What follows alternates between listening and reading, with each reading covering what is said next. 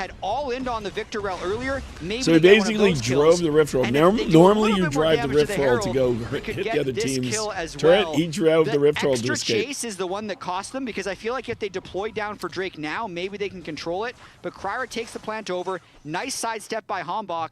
And then Kryra just doesn't place Redemption deeply enough. He could have cornered him most likely to get that kill. And deep breaths for Hombach, protecting that bounty on Wukong. Yeah, I feel like if you just put the Redemption fully below, so like the top lip is just barely touching him, he can't walk down or he'll probably die to the Redemption. I mean, he basically has to flip it and say, I hope I don't die to the Redemption, because if you stop, you just get autoed to death because you have no health. So I do think that was a misplay from Kryra.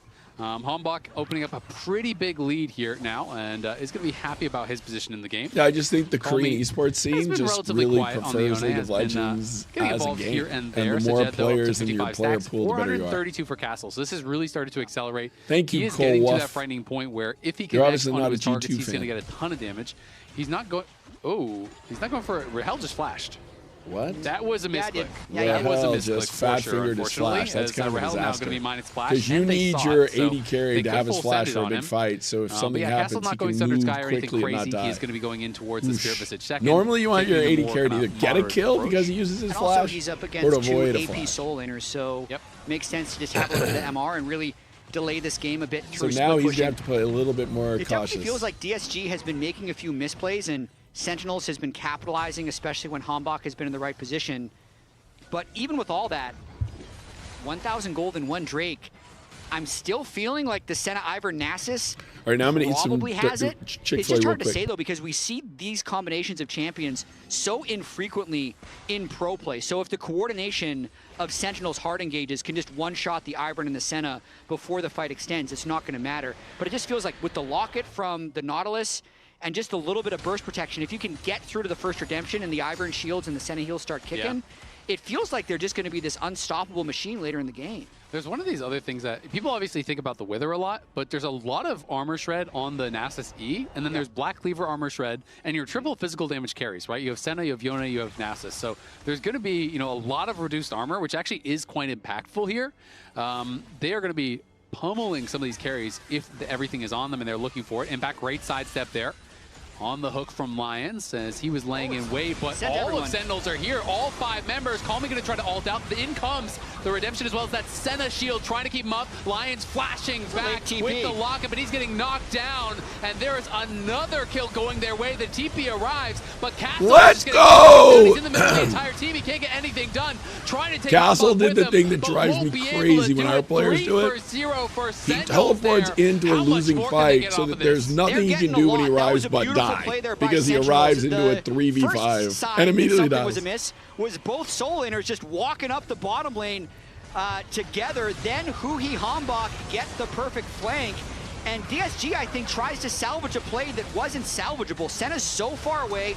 Calmy burns everything. And then by the time Castle gets here, he is 1v5. Sure, the Senna, Ivern want to help, but if they step too close, they end up getting engaged on. So all the tempo has been in the favor of Sentinels this game, and they're the ones making the plays to turn the game in their favor. Yeah, nicely done. You could also see that Rel interaction. Shattering Strike on the Ivern shield instantly on Calmy. Broke that very quickly. As Lions gonna have to hook back to the tower. Sajed taking some damage there from Rahel. They do have a lot of sustain. I mean, you saw it looked like Calmy was going to get one shot, but then Redemption landed, Locket came out, Senna's shield. You know, all of these heals came through, but was not enough. They were not putting any damage back on the other side. And then it's like Nasus arrives, 500 stacks, great, but CC, not going to be able to actually get enough Qs out to really do anything. And now Sentinels feels like they are running away with it, posed to grab this next dragon. Just and the fact that the Yone and the Nautilus were gone pretty much before the fight started, then all the Sentinels cooldowns are going to be cycling back. So for as much as we've talked about the potential scaling of DSG, if they're not finding any 5v5 windows, and Sentinels is always the one striking first and always has a number advantage, they're going to win the game. So this is the most organized I've actually seen it. 3 seconds before Infernal, maybe getting a 5v5. Oh, big hook onto Rahel. He pops the R, dashes back. Can they get in on him? They're happy to just let the ulti expire. So they force that out of Rahel, and they know he has no flash for a while. So I think DSG is going to try to contest potentially, but it looks like they might just be too slow. There's the route in onto Huhi. Hui's going to get one shot. The shutdown comes through, but will the fight be won? Impact is getting so much damage down. Castle trying to survive. Gets in on Rahel, but he can't finish him off. Calmy trying to make something happen, but he misses on the Q3. Hambach flashes out, and now it's just Kryra and Sajed, and that is Victor from Arcane. That Arcane Storm was massive as Sentinels survive and win the fight, even without the flash or the ulti on Rahel. That might have been the last chance for DSG. They finally got their 5v5, but they were probably just a little bit too far behind, and the executes and the empowered Victor ultimate just continued. So yes, they killed Huhi on the backside, but let's think, like, Sajed doesn't do that much damage at this stage of the game. You can see Kryra and Calmy have to kind of both flash out of this, so it's like a Senna who's zoned by Impact and Castle who's in the middle of 4 people isn't enough to get it done, as Victor and even an altless Yunara are free hitting. It's just too much damage. Yep, just too much damage. when you fall this far behind on the skins, right, gives all the orgs an update, and I think they usually give a public update after Santiago or the last weekend of Santiago. Just kind of end up having these situations where they're just getting burst. You can see the Hex Optics C44 is done now for the Senna. So it does have the additional damage based on range. They've done a couple, like, because you get all the stacks, which increases they've range. taken a couple getting the picks maximum bonus that were not conventional. And Sajed was hurting Impact to be sure, but but we've it's just been tough. managed I mean, to so Castle's been kind far of like very slowly winning in the side lane. We'll He took down the top tower, took down the bottom tower. But the he's great never thing been is actually threatening Hambach tier has a 2s. 2200 He's never been able to make anything happen in the 5v5s. Impact is just kind of going in, throwing down the ults, he's seeing them up, and everyone kind of focuses down the Nasus before he can do much. Yeah, not to mention the Serpent's Fang is clutch for Hambach. He's had such a good game from the original kill that he found bottom lane. So you should abandon the G2 hate watch, just focus in on the said because he league has some gold to burn. Because we have a 5K gold lead at 26 on minutes, that's like being ahead. But because he's so accelerated, 10-6. I think it just allows him to continue to snowball. And in terms of like, we have heal cut items and shield cut items. To me, Serpent's Fang is just the most broken of them all. Like, not only does it reduce the shields by 50%, it will then reduce other shields that get applied by 50%. So it's the best of all worlds in terms of cutting down the shielding that's going to be coming from Nautilus, from we do have 3 Drakes. I forgot we got our 3rd Drake. Really so yes, empowers their team fighting. I mean, Hambach's on 3 items. You look over at Call Me, he's on 2, right? He's not even close, as TPs are going to be coming in here to reinforce. Nasus will arrive, as will Call Me. So that's double TP spent now. Feels like DSG is going to have to get something, otherwise Impact's just going to go set up in the side lane. I mean, they did get the ult out of Rahel, they got the TP out of Dark Wings, but now it is TP advantage for Sentinels. So Impact can go and look to set up a push in the side lane if he wants, but right now he's considering, can I find an angle for an ulti here?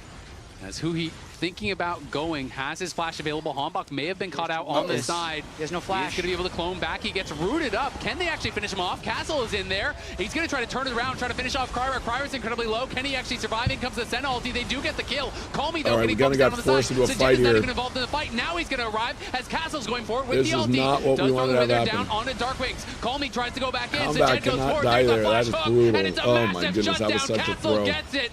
Finally, DSG. We just lost a Thrifty pick, to a clutch against a Thrifty. I think this is the solo queue slingshot. They're going to be even in gold after this Baron. I don't know why Hambach was off by himself and the whole team was in the river. Flash. So they see one window. Why is he by himself with no vision and their whole team is in the river? Get this Wukong, because if they don't get burst, that's when the heals and shields can really start turning on. Getting that shutdown at the start of the fight means there's not enough damage to one-shot the big Nasus, who then sits in the middle of the team. And watch this flash hook from Lions. They know they need to catch him. Flash barely tags him with the lollipop on the hook. Gets the shutdown for Nasus. They get those kills. That is critical. In a 1v3. And Golden Glue knows this game, they slowly built up the lead more and more and more and more. They were in a position where it felt like, okay, you're finally in control. Now, the good news was that the Drake wasn't such an live, injection of gold for DSG. so they weren't able to get the Baron and He's the now next ahead. dragon. There's a 3rd item completed for Castle, and even the GA is going to be coming soon for Call Me.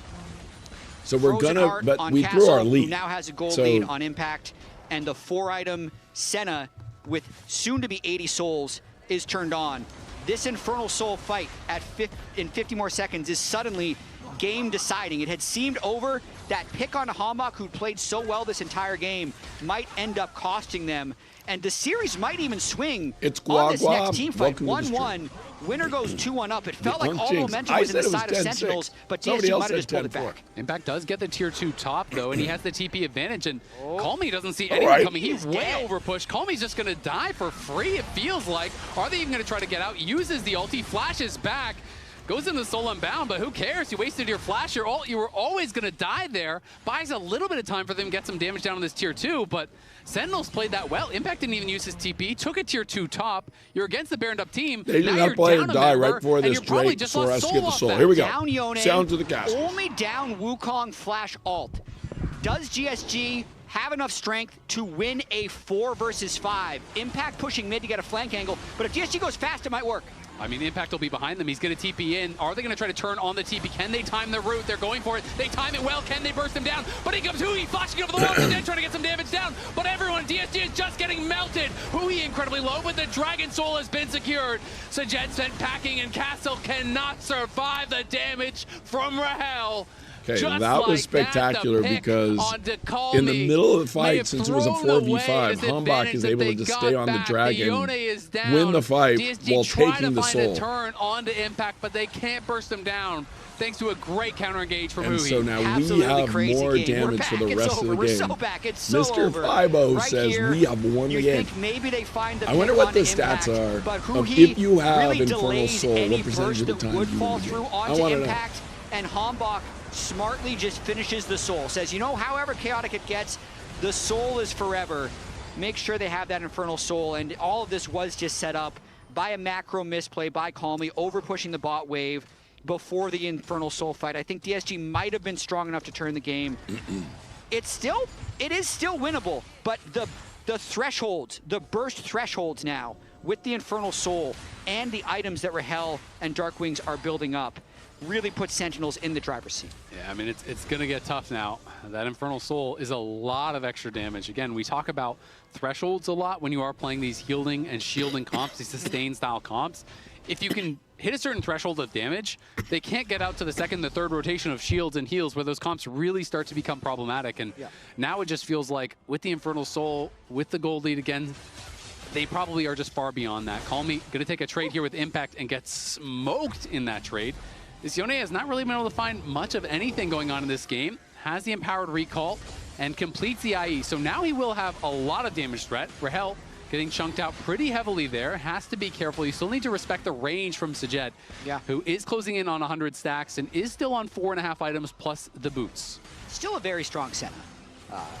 That's going to be a problem the whole game unless Sentinels can get the one shot on it. So a very strange game. As we mentioned, we don't get to see much kind of late game Nasus Ivern. I'd say the Yone has been a disappointment in this team composition. It hasn't created that much pressure. It ends up getting picked off. We could be one fight away from the game as Hambach has a flank. Hambach has a great flank in onto Lions. The TPs are going to come in to try to reinforce Sajet, trying to get as much damage down as he can over on a Huhi. Lion survives, and then all comes through. In comes Call Me, trying to get Darkwing down. Has to snap back, though he's in a lot of trouble. They get the first kill, it's onto Hambach. And Castle is king. He's king of the castle. He's going forward here, trying to knock down Come on, Rahel. Darkwing's get that kill. All right. Gets the Oh, shutdown. man, what a crazy That's fight. big man on campus. Wait. Castle gets the stacks to It's pay a off. 1v2 That Nasus hurts. It's a game of inches. He lands the final auto as Rahel kills him as well. If they lose that fight, they could lose the game, and we're seeing an absolute barn burner right here. Lions lives through the initial engage, but then hooks back in to get killed by Hambach post-flash. But then you can see Sajet on the side, completely untouched this entire time. Impact tries to get the assassination, and this is the real story. Dog versus Victor and Yunara, and he takes down Rahel. Absolutely crazy game. Yep, that is over 700 stacks now for Castle. That second Q that looked like it did nothing was through the barrier. The barrier just got deleted by it. He is so strong. And you even saw Rahel had, a canceled auto or two. It's very hard to not mess up in these late game fights when you are withered and you lose so much attack speed, plus the frozen heart. So all of a sudden, something you I were think just because hitting we have the this Dragon attack speed Soul, where you're I losing would say 20% it's from that. And then he has max 11-10. wither now, so that's my take. an additional 75% attack speed slow. And so all of a sudden, that just changes the math on these fights completely. And when so many tools were used before Castle arrived, those are the fights where Nasus can really excel. I mean, we're in a one-fight game now. Even with the Soul, we can see it's possible for GSG to win Sterling, fights. Patron. Kill Baron relatively fast as well, and Impact is on bot lane, so they might just try and force them in. Yeah. They're going to try to get his TP at the very least. They see him on that ward, so they see him moving up now, and they're trying to hunt out for any sort of flank location. He's going to be TPing in to join the team. The Baron down to about half HP. Call Me looking, does land the knockup onto just Huhi. Baron shred. Going to have to snap back, but they're looking to try to just finish this. Sen ult comes over the top. Look at Hambach. He's pushed out. Oh no, they got can't join the Hambach fight, shoved so they away. lose the They got Baron. this There's the walked root over into on a Huhi. The hook is going to Okay, land on the this is Darkwing. worst Darkwing's in a case lot of trouble. The scenario. first kill goes the way of DSG. Here comes Castle. Impact, He's you better stunned up, kill but some not for people. long. The CC is What a going to disaster. expire. Oh my and God. so are Sentinels. Okay. It's a triple It's over. there for That's the game. for the Senna, and it's Castle crushing through the fight. The ace for DSG, and they just won the game. When we talk about infinite scaling, apparently it's actually infinite scaling through the Infernal Soul. They just 5v5 start the Baron, and then annihilate So that's one where Sentinels we aren't to set up go for the fight. 2-1 in this series. They Sajed in the end force us ends into with them. 7 kills We're not on the ready Senna, for it. and they're going to go up 2-1 in the series to sail. Sajed and Castle, the scaling well and truly online. Nearly 800 stacks on the Nasus, nearly 120 Definitely a on throw the there. Senna. A deathless game for Sajed and Castle, even with all that Like, CC. In the late game, they couldn't burst them down. 5-0, And you once did he jinx it. accessed the You said it was backline, he just GG. crushed them.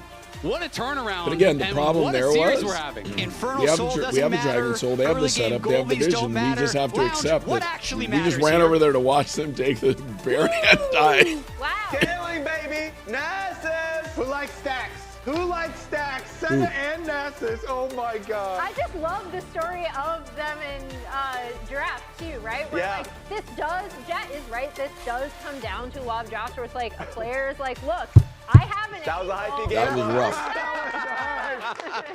rough. That's why you listen to your top laner saying dead ass. You listen to it, you hear it out, you give him the test. If he's right, you go again. He said, you know what I have to pick here, right? Yeah. You know what I have to pick. I was like, I don't. Now you tell me. Now we're going for it. That's why we have to pick Nasus. The bonk at the end. Yeah, that was insane. On the Yunara there. Yeah. He had 678 HP, then plus the barrier, I think. So just to leave the whole thing, we have a comms listen in. Let's listen in to the end of that fight. Yeah, it's okay, it's okay. Cannon can TP anywhere? Yeah, Cannon's still not here. I can look Victor. Look Victor. Okay, no. Cannon is far. We can go now. Rail can fight. Victor no ulti as well. Yeah, hit up, look Rail. Yeah, hit up, bro.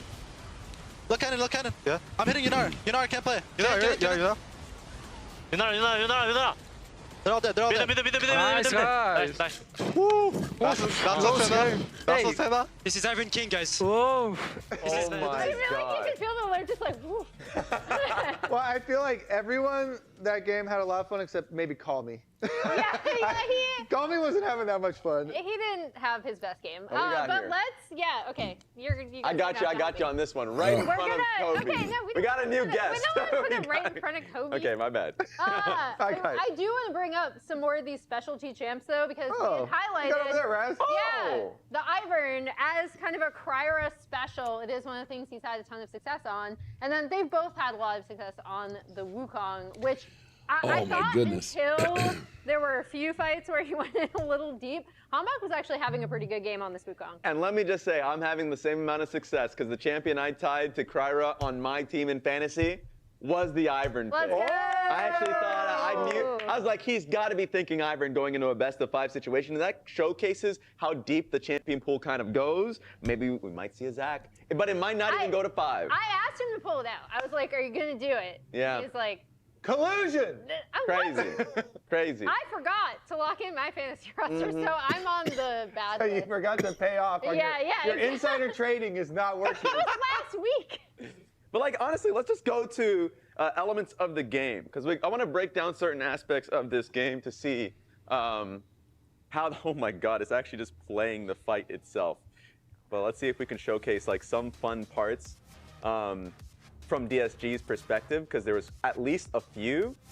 This one was interesting. So this is where you can already see the gold lead that did not look good at all for DSG. So that one sucks, but at this point, as you can see, DSG is starting to push through mid, and their goal is, once they get control of this area, to be able to take back some control in the river. Like, at least fight for something. That's why you're seeing them heavily push for mid and have all 5 members in the area. One point of problem is, we got a little greedy person here in Hambak. Hambak, what are you doing out here? The rest of the team from Sentinels are right back mid lane to be able to hold the lane at least. But Hambak is trying to squeeze in a Scuttle Crab, and the members are like, wait a minute, that's illegal. He got the crab though, Ravs. He got the crab, but at what cost? So there's 2 things happening here, because Sentinels recognize they need to get something out of it, so they do try and go for a trade here, but nothing happens here. It ends up being a pick on towards Hambak, and suddenly the fight off of 1 pick, similar to last game, turns into a lot more, and Castle starts to push forward. now is just being run down. They can walk forward with full confidence. Yes, you can slow them, you can snare them. All of that being said, the Nasus cannot be stopped. And I wish I could just showcase that last fight, because you can try hard. Once the Nasus is scaled up and has got his 4 to 5 items, like, he can't. He is a tanky SOB and he cannot be stopped. Yeah. Having a Ivern and a Senna on your team when you are a melee champ like that, and your biggest frustrations are getting kited and trying to play out team fights. But then you have an Ivern shielding you, and you have Senna healing over the top, and then also shielding you, and then also doing damage from super long range because you've been stacking souls the whole time that you've been stacking Q stacks on the Nasus. Then you start to feel powerful because you're like this giant Goliath, and you're like shrugging off all these like bullets and just wading through with all the support of your team. And then he is able to get off so many big Qs, big bonks at critical times. The fight that is after the one that you showed, the next one with the Nasus, by the way, he had 15 HP when he got his final Q off on the Yunara. I want to hear, because apparently we have footage of them locking in the Nasus. AP Cassandra. Oh no. Guys, it's time. For what? Nasus. Okay. Can you find top alone? It's actually good, no? Yeah. I think it's really good here. Nasus? I'm serious. Yeah, I'm being serious. I'm actually. That is. Go Nasus. Yeah. I feel like we're all just waiting for the dead ass because we knew it was coming. But I was just like, really? Now he's like, you know what? I'm never gonna second guess. Along that line, guess who is player of the game for game 3? It is that Nasus. I do think it says a lot. Again, we've been talking about through lines for this DSG team and how much they do trust each other to just lock in a pick. We had in game 2, the Blitzcrank didn't work out, despite the fact that they were confident in that going into the Ashe Seraphine. Now we see the confidence in Castle pulls out the Nasus, massive difference maker, especially with the Senna and the Ivern. He's just proven that Kennen is not a safe blind. He just proved that one thing. And it does suck, because like it feels like the last 2 games were decided by strong scaling. Like, you're seeing mistakes happen from back and forth, but it felt like the stronger scaling squad ended up winning. So mine on the next game's draft, I'm interested in it, but we got a short break till then. Game 4 is up next. Rich in the ground before Dub can even get there. In time to try to knock out as Impact gets burst. Don't feed. Get fed. Scan the QR code for deals only on Uber Eats. Holy smokes! You don't look so good, boss. Tell me about it. It's a real inferno down here, and I'm burnt out. Here, try a Red Bull. It's devilishly good.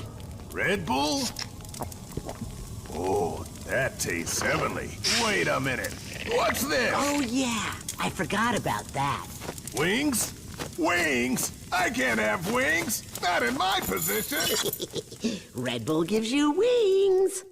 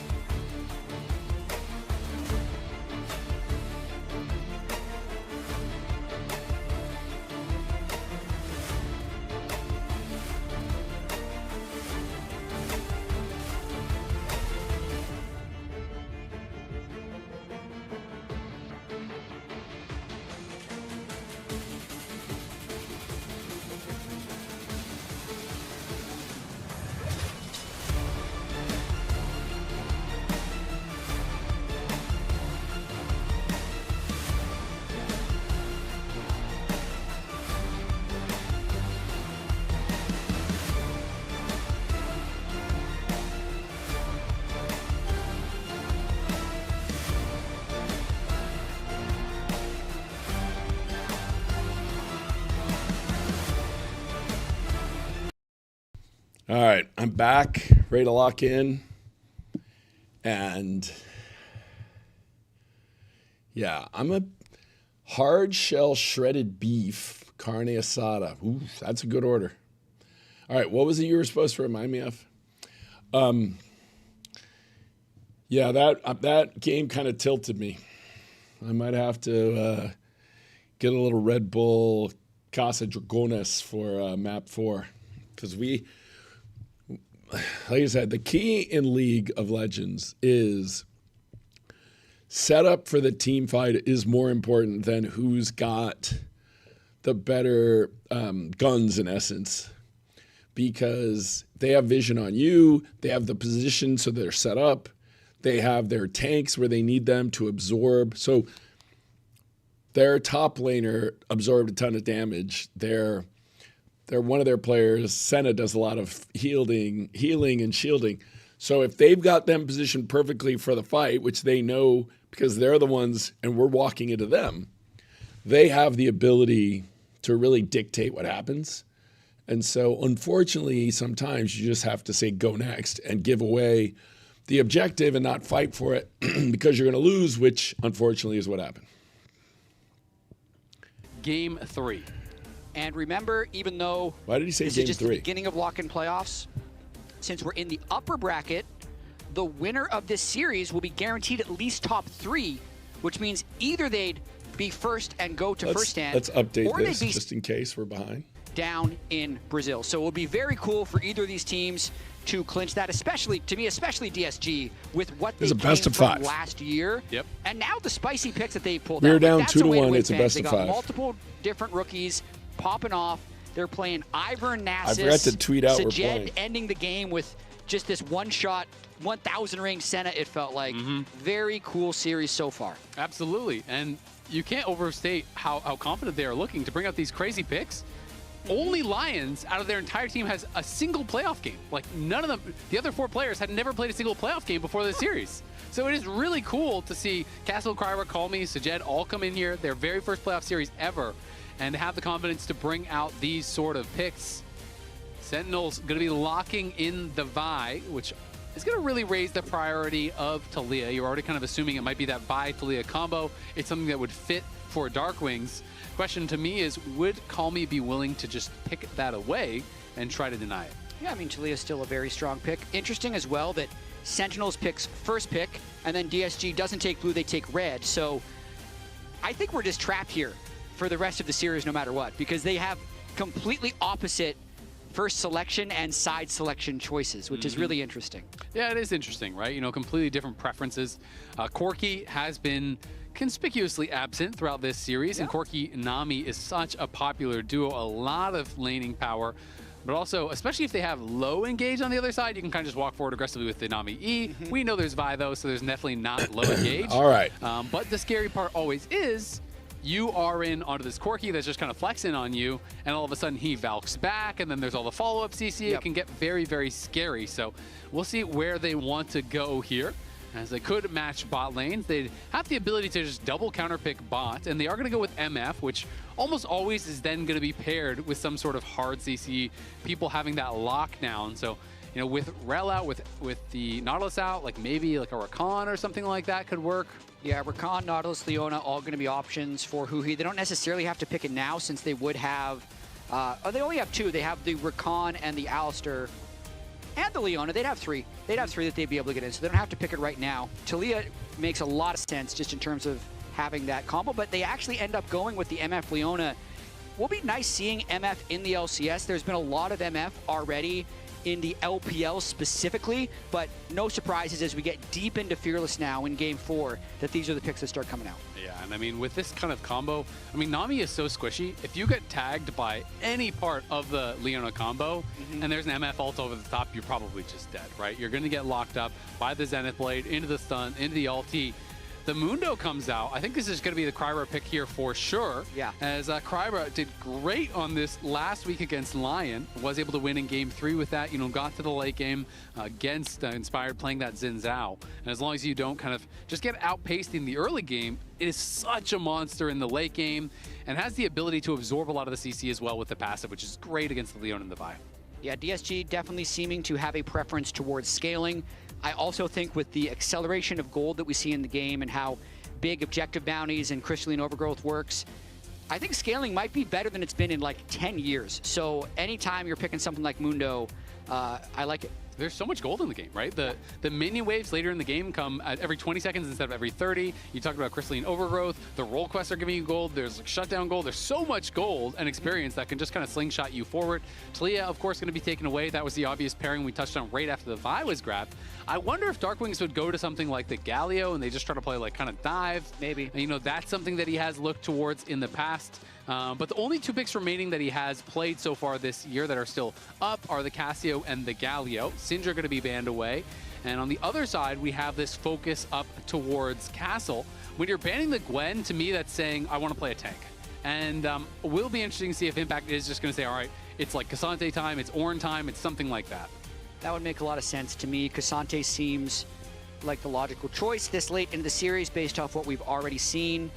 Silas ban means that they're thinking about maybe like a Malphite somewhere if the angle is there, or they just could also open up a Galio pick because Silas would be really good in the Galio. A little surprised by that though. Yep. Also a great steal on the Leona ult. You know, there's a really high AP ratio on that can be quite strong. But yeah, no, it does feel like, oh, that could be, you know, a nod towards potentially considering something along the lines of the Malphite. We'll see where Call Me wants to go. He's going to go aggressive. Going to be grabbing the Ahri, which is another pairing that we used to see a lot of with the Vi. So another denial pick here. Something that has gotten a lot less popular these days, but it's also something that can stay pretty safe. Again, if you ulted on the Corki, he Valks back, you could be too far. You ulted on the Ahri, she ults back, you could be going a little bit too far. So going to have to be careful about that.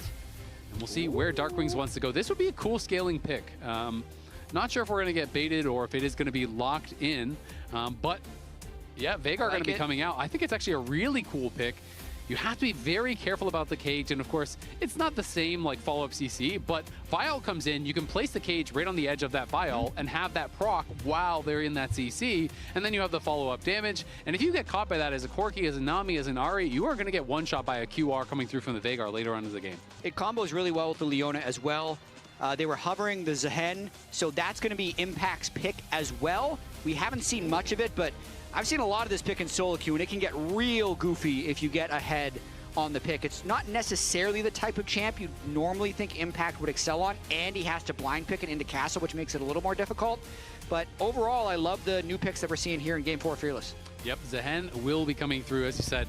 I feel like it kind of plays somewhat similar to Aatrox, which obviously Impact has played a lot of. And he is someone who can bring out a lot of these different picks, but the Jax slammed down by Castle. Castle did really well, I think, on the Nasus last game. I know the fan vote heavily favored him for player of the game. He was invincible. So those of you just joining us, Rob's been sick. His voice is going, but he's hanging in there. It is a best of 5. We're down 2-1. It is double elimination. We're in the upper semifinal. So if we lose today, we drop to the lower bracket for next week. And it's been map 1 or game 1. Game 1. We really lost that one in the draft. Game 2, we were behind, came back. Game 3, they were behind, came back. We were farther ahead. Game 3, we really, yeah. Feel like game 3, we opted into a losing fight, and it's sometimes it's the sunk cost theory of we just weren't ready for that fight, and it's like you just have to tip your cap and say, okay, you got this Baron, but we still have we had the Infernal Drake, which gives you substantial additional damage, and therefore you just fall back and wait for the Elder fight. So I do feel like we made a mistake, but it is a new team, hasn't played a lot together. Kawhi, you missed us getting a lead in game 3 where someone in chat who might go nameless said once we took the Dragon Soul, the Infernal Soul, said GG, and then we lost. You know, was able to find some effect later on. But I also feel like Lions has had a kind of uncharacteristically weak series. I feel like he's been having a good split, but hasn't really been able to find a lot of success. I mean, obviously notably in the Blitz game, but also on the Nautilus. I don't think he was having his best performance. And Castle is just going to be in here on Hambach harassing him. I actually love this. We'll see, though, what the cost is top lane. I really want to see the minions top, see if he actually misses any experience. because Hambach very quickly just moved down. Impact is going to try to get between him and try to zone him off some of his XP, but it feels like Castle has this timed out really well. Yeah. He's not going to get the gold likely. So he misses he misses 2 minions of gold, but he does get the XP. Yeah, so seemingly no cost for him so far. We'll change the recall, we'll change the timing of Hambach's camps, but also kind of eliminates any funny business he'd be able to do. Also, since he's going back to his blue buff and is completely on a ward, it allows the mid lane and the bot lane to play as aggressively as they want early on in the game, not worry about any cheese. And Castle just, doing a solid for his jungler early on in the game, but they hit level 2. He had to flash. Didn't want to flash it, but then if you That's big. They were losing the level 2 rush. And That's is pretty big. punishing. Sejed could have maybe just retreated a little bit earlier. They clearly thought they could contest for level 2, but then Huhi just knows his limits, pushes forward. Castle having a nice trade there. And now Sejed in some trouble again, but Huhi taking a ton of damage. Huhi might just die. No, Yes. Pop. He can't finish him off. That was close, though. And now the sustain is going to start really mattering here for DSG. We'll see if they can stabilize and get ahead. And the wave's pushing away from Rahel, so Sejed might be able to push in on Huhi. Biscuits are insane. It's healing faster than the auto attacks from Nami. Otherwise, that would have been first blood over to DSG. So still 4 summoners down on the side of DSG. If Rahel can keep the wave here and Vi could eventually path over, it could be huge. But considering the delay that happened to Hambach early, he's probably unable to pull that off. So full, taking in the big picture, DSG almost prevented a possible bad play bot with the early invade from Castle. Yep, nicely done. Here we have it one more time. Yeah, so Huhi just takes so much damage by going in there. Now the good news, I don't think, did Rahel use his flash? Health potion has them like, is Rahel the only one in bot with a flash? Alive is Call Me looking like he is probably dead to rights. Nice flash though, and now the charm connects. Kryra arrives here. Can they get something more? Darkwing's being put low. But Huhi there to body block. In comes Hambach, and now it's Kryra's turn to try to body block as he has the passive ready. So much ado about nothing. No one will go down, but Sentinels trying to continue their push forward. They want to be able to fight for this scuttle as Kryra quickly clears out the ward. And Kryra really wants to double crab. He still has smite, but the inside track is there from Impact first. I mean, this is really risky, but they do have the Ari. All right, here we go. For this, it's grabbed there by Hambach. Castle, is he going to go over the Look wall? out! No! Oh! He does. Hambach will get pushed out. Kryra not going to be able to get wow, this is more. crazy back and forth. Summoner off of Impact. I mean, Kryra still hasn't based, neither has Hambach. Huhi stuck around. They can potentially Okay, wait a second. Wait a second. Wait a second. Going to be able to land this stun, and now comes Darkwings, and Kryra has no passive. Kryra might just be dead. Even if you flash, I don't think you're getting out of this one. That's first blood going to Hambach again. Oh my goodness, let's go. Hey, at least it's entertaining. Feels like kind of got a bit too aggressive. We might lose, but we're having a good time. Feels a little bit like that Pantheon game really tried to push the early game power on Mundo, which normally doesn't happen, but because they delayed early, he thought he could double crab, misses the smite there, and all credit actually to Huhi, sticking around, waiting in the bush, getting the surprise re-engage. That was smart play by Huhi. Was using his brain there. Huhi's a vet. He was his brain. I mean, I think, again, like I said, Huhi, I feel like has been fantastic, has been outperforming. Yeah. Again, he makes a roam, makes a difference, right? Goes through mid lane, gets a good chunk. They can't kill Call Me. Huhi is definitely outplaying the other team's support. And makes the difference in Not the even fight close. as well. Down on the bot side, he's still actually even ahead in experience over Lions. So Huhi, Mr. Worldwide, has been making it happen and has been, I think, a really big reason that Sentinels has been as good as they are. Is that my MIBR's down to 0-2? I was afraid of that after losing to Furia. With the team and performing well. He is. He's always spoken really highly of the team whenever we've had him on interviews as well as on the Sentinels podcast. He loves playing. NRG's got to be happy. Got a lot of potential of getting to play. If they get to play MIBR instead of G2, NRG couldn't be happier. Already getting pretty strong between the two of them. Looking good, and I mean, Huhi, we touched on it, but he's had a lot of great engages. He's been fantastic on these engage champs. When I think back to last week, he was finding engage after engage. In this big win that they actually had against TL, I think he was a huge reason for it. Constantly, it felt like he was the one finding Yon on these flanks in the Nico game. Then also in this Recon game, he came out of the side brush, had a beautiful engage across multiple members, from TL. That was a big upset win. When we looked at the preseason rankings, we had TL as the aggregate #1, and they fell to the lower bracket in playoffs, thanks in part to Sentinels, who put them there. It's really been a crazy LCS lock-in tournament. The only way Energy could lose. Energy cannot beat in the lower G2. bracket, meaning only one of them can actually make Again, top 3. they They're gonna take the have first Drake. Even if they win, Doesn't matter what the their gold first has lower bracket been. match, Have they we? both Did have we to get win in the order to first face Drake each other ever? just to make Or it they to get the top first 3. Drake? So a lot of fun League of Legends 3 or 4 coming up times or 4 or 4 in the times? LCS. We got Saturday, Sunday this week, and then the last 2 weeks Get are your Friday, SEN arm Saturday, sleeve Sunday on. to conclude these playoffs. Kawhi. That's full FPS. There's the Q. Can he get out? It doesn't look like it. Great CCJ. Let's go. From Hombach and Darkwings. Okay, getting the Vi. Getting the Vi. He now on the bot side. Sentinels follows him, which drags him along the Valkyrie, which Getting the Vi fed is the good way to get going. The Vigar Vi. With no Vigar Vi early game. making it very Let's easy go. for Hombach to come in. He's built like that. And get this 2-0. You play enough Look at this. Vigar. Walks up, presses E. I mean, let's see. Calmy was just. Boom. He thought with the extra boost he'd get from his W. And then Hombach just immediately punishes, which is very smart. It's weird. Hombach's 2-0, but I feel like this has all been set up. The first one, Huhi. The second one from Darkwings. Golden Glue looks so stressed. My poor man. Why are you so stressed, man? Your team is already exceeding expectations. He wants more. He's greedy. Wants that success that he knows they can have. I mean, it's always tough as the Ahri, right? Because it's like, you could be like, oh, you should have flashed that. You should have ulted that. But when he walked up to the cage, he didn't have vision of the Vi. So you can't just, react too heavily anytime he does press it. As Castle goes for a nice little trade there. As Impact just retreating back. Playing all right in this 1v1, but is down 20 CS. Sleeping Snipe, sure a Vigar main? You're just a Vigar enjoyer. He's been early invading, getting tempo, going for blue buff. Hasn't really gotten anything over the top, but he's maybe going to have side lane pressure on Impact the whole time. Trying to think about why Golden Glue would be so stressed. I do feel a little bit like there's still that feeling, as Castle's just burning his ult to get the wave in, that DSG is this last place team from last year.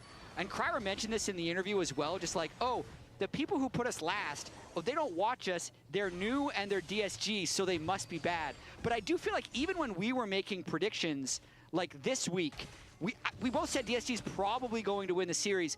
It still didn't quite feel right because they lost so much last year. I would also say, I can understand Golden Glue feeling like, hey, we have to really win this, as Calmy might be in some trouble, but... Doesn't have ult yet. Oh, he gets stunned by the... Flashes, ults. All right. He used the flash or the ult early, ends up having to use both, but that was think about it good. from this perspective. Golden Glue basically got to have his pick of the litter. He took the players from DSG. DSG then took the quote-unquote backup players, from Tier 2. And if you lose to that team, doesn't it just mean that DSG did a better job kind of building their team? So maybe you're feeling stressed from that angle, right? Of like, we got to pick over their team. Ouch. All the players Aspas not having a good day. And now we might lose to the team we stole all the players from. Good point. Twice. So we've dominated the Void Grubs. They've dominated. Yes, they've dominated. We've dominated Void Grubs. They've dominated first Drakes. But that does mean he used his smite. So Kryra doesn't know if he has another charge or not, and Hombach will be sent packing, pushed back. So yeah, I think it adds a lot of stress there, but Rahel taking a ton of damage down on the bot side, does still have the barrier, and Huhi has the spellbook heal, so not an easy dive or anything crazy like that. Darkwings, though, is going to be happy scaling up. Looks like 97 stacks on that passive already, so he is scaling quite well on the Vagar and is going for that Roa, so kind of a full scaling style build. I think MF late game can pop off. That she could just give you that bullet time in the face. Amplifying your passive stacks as well. I love a good bullet time. I'm a misfortune enjoyer. I like misfortune as much as I don't like Jin. I don't know why. That's just me. Going to see what Darkwings ends up going with. I'd also think Hombach was in such a good position last game. Yeah, if you get stunned, MF just deletes you with her bullet time. One of the things that led to the DSG comeback. So again, now having this early gold lead, he's going to have to try and not have any nerves. I was watching his player cam right after that loss. He really seemed almost the most dejected on Sentinels. So he is in a position to have a good game here on the Vi. Yeah, he's had some great starts. Even in series and games that they have lost, I feel like Hombach's early game is undeniably great. He has really been excelling, I feel like, in a lot of the early games. And remember, LCS playoffs are going to be live at the Riot Games Arena. Starting next week, we are back on stage. So if you want to come watch some LCS action, see some fun games like this, It's going to be really fun next week.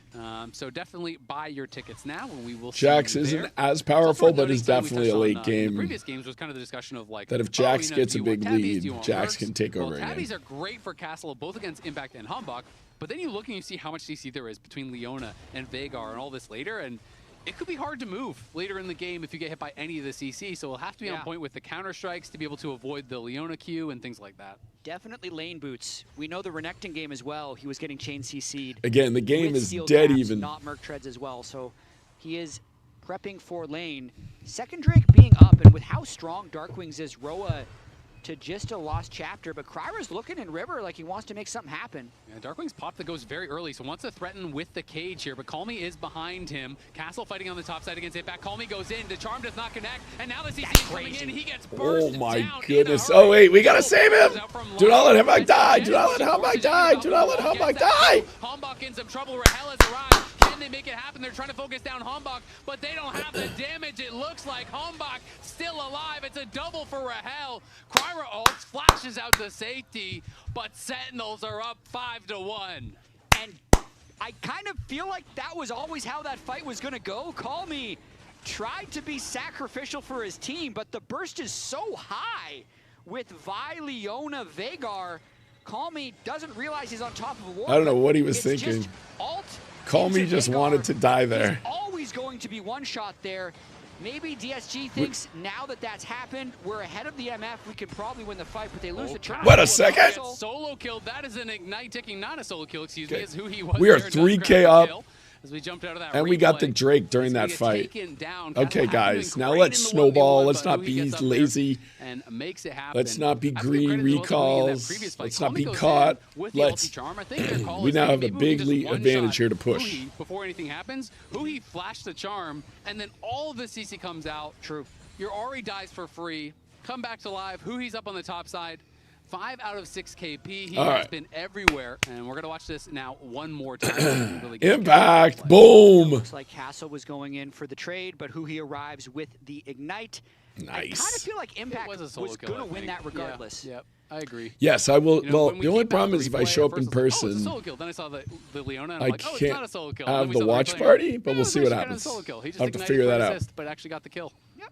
Good job, Huhi. I mean, Huhi's put in the work. all right, we He now have a deserves a kill every once in a while. He's put in the work 2,500-ish this gold series. lead. He's been playing great. The key No, is we Impact want to probably take the Rift disagrees, you Herald, know? Impact wants that kill. Get the first turret, and then Losing lane snowball. the whole time. Look at Really needs that Alex. hold. Yeah. Alex going to do the Incredibly watch crucial. party. So I've got counterpicked. I'm getting smacked around. I'm Thank about you, to solo kill Dub14. this guy, and you come and you get the kill. But team gets more gold. That's what they always tell me in those kind of plays. You know? For those of you who just joined, it is a best of 5. Sentinels is down 2-1. It's the upper bracket double elimination, so this is not an elimination game. Uh-oh. He's going to get the bad news that Humbug is here, but nicely timed. Going to be able to Spirit Rush out to safety. But it is, again, Ahri with no ult. Call Me struggling last game, and I feel like the Ahri not off to the start that you want this game either. Yeah, definitely getting heavily targeted. DSG opted to counterpick top lane instead of mid lane. Look out, Impact. Don't think they're going to be able to get much done to Impact. Ooh, Yeah, they chunk him good low, juke, and good juke. Nami is in the area, but that's...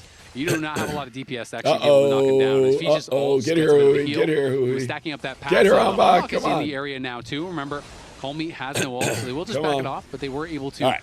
proc that crystalline bulwark, get a bit of plate gold.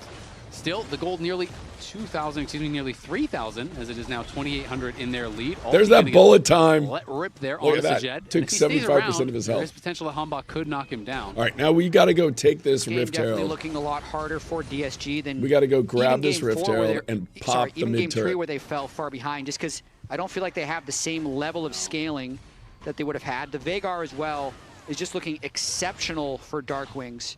Hombach off to another very good start, and then Impact as well, who might have been counterpicked and might have fallen pretty far behind, has hit his Trinity Force and is looking very strong. So, Can somebody? too early okay. to call it, but we are definitely more likely to have Game 5 than not. Can It we is looking not? that way for Oh, sure. their I mean, casters are Darkwings, trying to like you curse said, us. scaling really well. They just said 182 there's stacks likely of to be a passives. game That's 5. A lot of free AP. Full Has a Swift March, caster which I really, curse really like. Move online. speed is so valuable on Vhagar because it's all about being able to get in range to actually get down that cage onto people. is, of course, All right. playing The Summer key is to get the Spellbook, which most out of is this Rift extremely Herald. valuable as well. Right now was sitting on the cleanse, so that's going to make things a lot harder for DSG, as even if he's kind of flexing on you, you can't just one-shot him with a charm. And Rahel, when you hit that BT on MF, all of a sudden, you just kind of own the mid lane. You can just kind of heal up after all of these trades. So we'll see where DSG wants to take us to try to claw their way back. Yeah, this is the nearly it's a pretty crucial 3K part of the gold game lead. We got to when you're use this sitting Rift with Herald. this 3,000 gold lead, And the and Rift everyone Herald. has bounties. Yes, you can snowball the game, but if you make that one mistake and give away bounties, it can very quickly fall out of your control. So Sentinels definitely in the driver's All right. seat, but I'd say Castle's compared to previous basing. If seasons, Castle had the stayed, game's a who lot he was more ready to volatile gank in him. this stage than it has been in the past. It really is. I mean, we had a couple times last game where it felt like, oh, there's the throw. This team's going to win. Where's Or, my oh, Rift they made a Herald? great play. They're going to be Where's able to come Humbug? back, and it would kind of bounce back and forth, back and forth. So we'll see. Who he was, of course, spotted on Vision up on that top side, but if he does lock right, down take another Calmy, plate. Calmy could be in a lot of trouble. Is playing the Merc Now the Treads gold lead's himself, over so has the 3K. We upgrades still have the for Rift Merc Herald. Treads. We got to Give him get a little this bit of Rift Herald shielding into to this help turret right survive here. against that CC, but it's just always so tough. You know, Or when you take get the behind bot on the turret? RE and you're going defensive style build, Come on, as I'm you back. are with these Merc There you Treads, go. you just don't really have a lot of oomph behind your damage. It's like, who are you supposed to be going? Are we going to launch DSG this Rift playing Herald? Oh, really yeah. aggressively around these Drakes. I do feel like this might be one where they would just try and concede. They almost There we got go. that turret All down right, we bot waited lane, to put the Rift but Herald with down Herald right being as the put in dragon mid lane by spawned. Sentinels, seems like it's probably too tough to defend. There you go. Nice timing on the bubble there. Wow. Does catch Hui, but Wait a immediately bounce back. He's second. gonna Wait lock a down second. Great timing on the W, though. Absorbs Okay, so that was much amazing. Of that MF damage. Because we Helps also to got keep a him hit alive, into the but bot Mundo turret. with the ulti is kind of useless. Impact trying to stack up the Cultivation of War, does use his ult. Castle still has his. Maybe that's the edge that lets them fight. I think it's actually the edge that lets Ari get some plates. So overall, that would be good. They're going to give up the Drake, but at least they're trading it for something on the other side. Calmy getting some plates. Castle actually is spotted by hello? Darkwings. Might end up falling here. Oh. Ooh, good counter strike. Oh. Block the flash Q from Hui. The stun does not land, and Darkwings can't finish him off. So, yeah, they do lose the dragon. They get some plates on the top Hey, side. Mark Are Serrani. gonna actually finish off Okay, that we're winning turret, this so game, but we're that down is 2 to really 1. nice It's a for them. best of And 5. we're able to push in that mid wave. So And tonight, it's a couple double of minions, elimination, but so still, this is it's not a an 3.4K elimination game. gold lead. It's Impact going bot to grab a But we couple do more have a plates. nice lead Nearly so far in this 4,000, game. as it does kind of slingshot back and forth based on the camps and minions getting picked up. Yeah, and Impact also looking to be able to clean out this bot lane turret, thanks in part to the really delayed recall from Castle. So nice play Yes. sequence by Sentinels, dropping the Herald mid, clear out space, clear mid turret, Nearly clear bot 4K turret, gold also lead. clear Yes, Drake, it and is they only Fearless end up trading Draft. back their own top tier one. So Golden Blues. Fearless hopefully not as Draft stressed means as you he's been in cannot previous play the games. Now same they're sitting on a champions 4,000 gold in the and one series Drake lead. ever. You can see the Actualizer has been picked up now there for the Veigar. And we know Veigar's burst is terrifying, so can be quite powerful. And it's also one of these champions that actually gets a lot of benefit out of the secondary part of the Actualizer, which is the basic spell cooldown reduction, which is really, really nice. Because you can get I think multiple Fearless is amazing. rotations out there. But if you catch someone with a Like, cage, you pop the You the have Actualizer. 170 with the champions. Getting to see QWR, 50 of them in that's a best of 5, I think is damage great. all at once. As opposed to Definitely, before you'd have for the times you'd old watch school the players, same you know, Deathfire Grasp reimagined matchups rather over and than over and having over to press again. DFG on the player. You just get to press and have DFG on everything. Rahel, look out, Rahel! Pushing Alright. forward here, trying to come back. Kryra does tag Rahel, who is put quite low. Doesn't want to commit anything more. Fortunately, Rahel And, sidestepped the will be put rocket. low, but All right, has another the turret. BT, and we'll just Boom. go heal up off the Wolves as Darkwings takes down 4K that tower gold on the top lead. side. Again, Two he just turret- utilizing two- the pressure that he has, really moving Two around the map dragons so to one. well. Lions on the Nami obviously don't have that same ability. So Jed gonna get Q flash. Whoa. Beautiful combo coming through. Can they finish him off? Not just yet. Wait a Kryra is there as second. well. All right. The cage gonna come out defensively. Wait a Does second. keep Hombok safe. Wait and now a Kryra gets knocked second. Down. Kryra does have the ulti, but it's gonna be too late. Can't even get it off.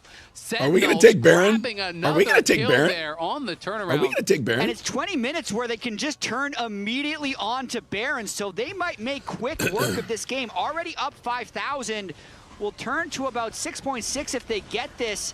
Death timers are relatively Darkwing, short, get up though. there. Darkwing, you got to help. Calmy in the area, Lions Darkwing, here. They get know up they here. have to try something. Calmy's going to go in, does land the charm, but it's just on impact. Right. And he has to flash right back Ay, out. ay, ay, ay, ay. Counter-strike. Can he make something happen? The bubble comes through. Rahel is going to be shut down there by the Ari. Call me on the run here. Oh, trying to get away. damn it, Charm again. gonna be sidestep. Hombach You got to get the kill here. You got to get this kill. Can he get there? That was so close. No Looks like he survives way. unless he burns down to the red buff, but he's going to get out. Nicely played there What by Call Me.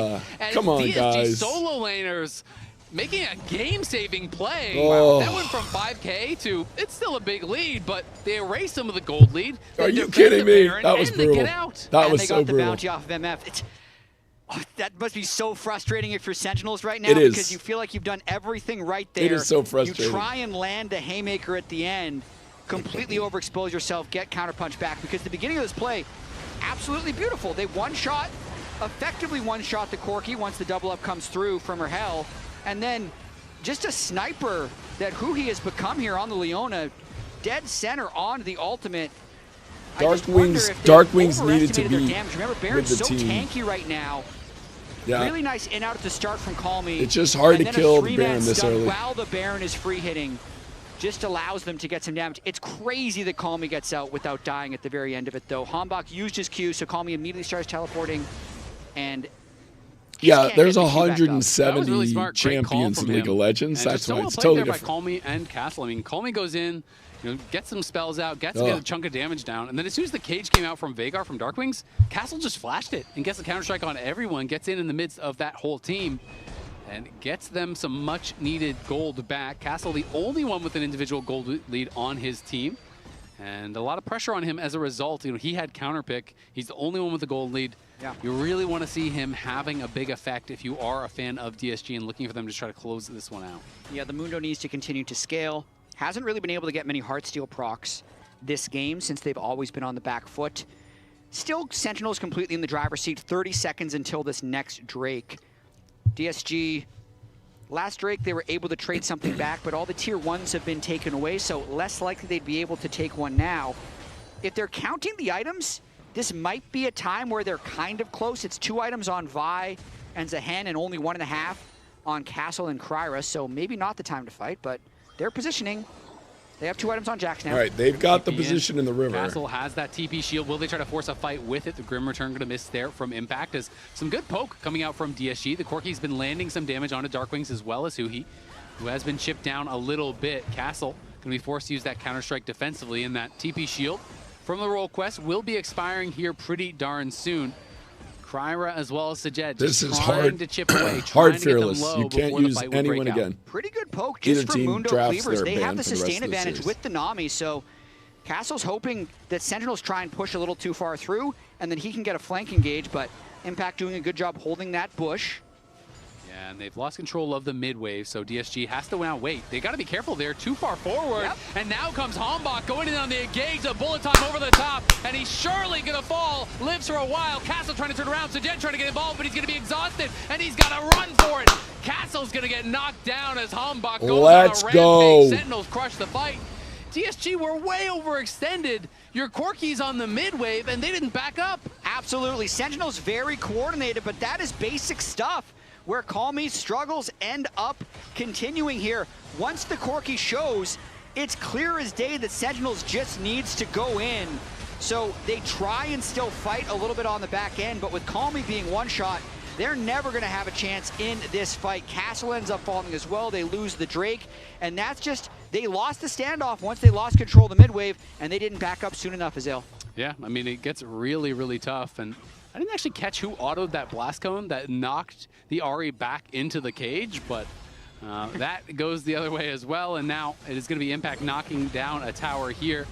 5.7K, the gold lead. DSG does have some scaling, but no, they have Impact. installed quite a lot here. Impact, What are you doing? Trying to turn around. Oh, no. Maybe look to stack this up. He's going to go for a TP play himself, but this one is not going to work. Tries to make his best Call Me impression, but this one is not going to succeed, unfortunately for him. So dies and loses his TP. It's a little bit insulting. The losing your TP. Okay, like they're that. now going to go try and take Baron Can because be game they losing should. if they should try and take accumulate Baron over since time, they're but so they're far still in a behind. pretty strong position as a team. The bounty going over to Mundo. little bit dangerous. You know, when Mundo hits level 16, he can get really raid bossy, but there's still a lot of damage. Again, what did I say earlier? Don't greed. You have a lead. I mean, Play really interesting, good, Mundo disciplined Ultimate, league. because it has just such a change at rank 3. So, you know, at rank 3, both the healing effects are increased by an additional 5%, but you start getting bonus HP from everyone that's around you when you activate it. So, you know, normally ultimates just go up, but it's like it does more of the same thing. This has an additional effect at We'll the see max what rank, happens. which is why level 16 is so powerful for the Mundo. And he does have 2.5 items. You know, is mostly focused on that. So armor this for is now. like a 10-3 lead. No, this is more like a 10-6 lead, not like the I said highest last time. DPS 'Cause champion, but does have a the problem for them is, means the death cap is going to be pretty delayed. Boom. There is Call Me. That combination has worked so well, but now we got to not Castle, though, lose trying the to come in on second the half of flank, this tries to get in fight. onto Hombok. Hombok interrupts Castle, the lead gotta strike. die. Castle's low, but still alive Yes. for now. So Jed Okay, wait a second, wait a second, wait a second. We got a lot of people low here. We got a lot of people low. Everyone from DSG falling. They are going down like fish in a barrel. Darkwings gets a double. Kryra is running away. DSG Now their trying to jungler look is for alive. play after their So mid for laner better or gets picked, worse, but they you just can't make it gotta. happen. Okay, he's And just gonna base. Sentinels just have Amazing. absolute tunnel vision on to Call Me. Every time he's on their screen, they're finding a new way to kill him. They just Yeah, one their shot him mid at the laner's start, having a rough series. And you could see DSG thought, you know, maybe this is the time we can return it, but they're trying to retake space where they have absolutely That no combination. vision. The spacing between the Mundo and the Ahri is just too small, so it allows them to go for the squishy target. Yes, some nice damage gets landed by Sajed, crits Rahel a couple of times, can't get the execute on that flash rocket.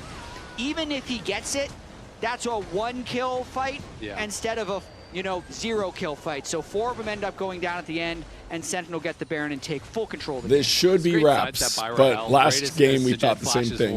Rahel just But kind we're of a bigger lead this game. utilizes that passive with the strut, the additional move speed, hugs the wall, gets out, and Hombok now nearly a 2,000 gold lead. Both his carries on the bot side have an over 2,000 Your gold hope lead. is that they And he make a has crazy the GA, play so he can trying kinda just to full send it on turn the Sajed. game It feels around, like and you really just the end only it when you win a big team kind of fight. consistent damage threat that they have whatsoever at this point. Impact just kind of running things in the side lane at this point is level 16, and DSG are really falling out of this one, now down about 9,000 gold. Feels like it's about time to start Look out, thinking about Hombok, Game 5. look out, Hombok. Absolutely, that's likely what Ido is thinking about in the back. How is he going to Glad we prep threw the Game word 5 there. draft in this Fearless? Okay. Because Okay. Call Me is half dead again already. One big We are arcade. bullying He got Call Me, put down there's about no 20-30% before the heal from the Nami came through, and that wasn't even a Veigar R or anything this is like kinda that. Was huge the how much we're activation of the accomplishing with this actualizer. Baron buff. But is looking for that death cap now. Okay. Now the TP going to come out here from Castle. Can he TP, find an angle? we're just gonna kill He's you. spotted already. We hit Lion's you with gonna your- try to we look gotta for hit him the with lead. our Nami wallets. doesn't really find anything. He's going to get in under Rahel. Can they knock him down? Great Oh, McHale's, no. But it doesn't See, matter. the problem as here Calmy's going to be able to get the is- first kill on the other side. Okay, there though. it Sajed is. falls. Calmy's trying to run here from Impact. Turn around, Darkwing, kick Castle. Impact, as well as Hombok looking for the fight. Oh, Call Me. What is happening? Hombok is low, but still has the GA, and now All the right, Cultivation of all War is right, stacked all up. right. Impact is going to be fearless, has that revive ready. Won't need it, though. Going to be able to push in, grab another inhibitor here. It was a good That attempt was from big. DSG. They did kill off Rahel, who had no flash, but at the end of the day, doesn't really change All right. much. Now, it was for 1 second, it was scary. But we have, at this point, because we it's a hadn't spent all 2-for-1. this gold. Like, Mountain even though we have Soul is gonna be 11K up gold in lead, 20 seconds.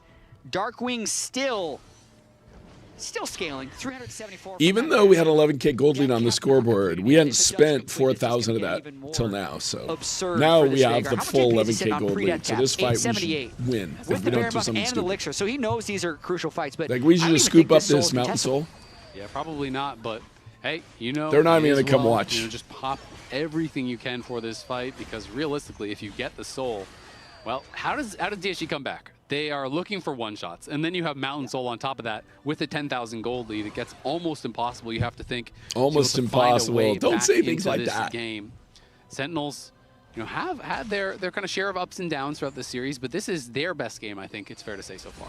I think so as well. Hombok has played excellent these last 2 games, aside from one mistake on the Wukong last game. Otherwise, you know, if they don't throw that lead in Game 3, they could be thinking, oh man, this would be a 3-1 for us, but it's going to be going to that Game 5. So they're going to have a lot of momentum going into this Game 5. I think on the side of DSG, Calmy's got to shake it off. The Yone game was shaky. This game has been pretty disastrous for him on the Ahri, because Hombok Darkwings have just been so good in the 2v2, despite the language barrier that we know exists between the two of them. So right now, Mountain Soul, 2 inhibitors down. Sentinels not taking any unnecessary risks. If DSG extend or try and clear some vision, So when you knock down that tower and the might be waiting these 2 minutes element right behind it, you get super minions, which have, I don't know, 5 times or 10 times the power of the normal minions. Or an Elder Steel or something, right, to try to So equalize. some of your minions are now super minions. Those ones with giant shields Sentinels might be the team that would struggle more in a late game fearless situation, but they have been looking good. Castle tries to sidestep the Zenith Blade, but gonna have to pop the stasis as that ulti comes through. Lions gonna let the ulti rip here as he is a bit nervous from the engage coming through. Doesn't want the Leona to be able to get in range to ult them. With 2 waves of supers moving in, they're trying to play on this bottom cannon.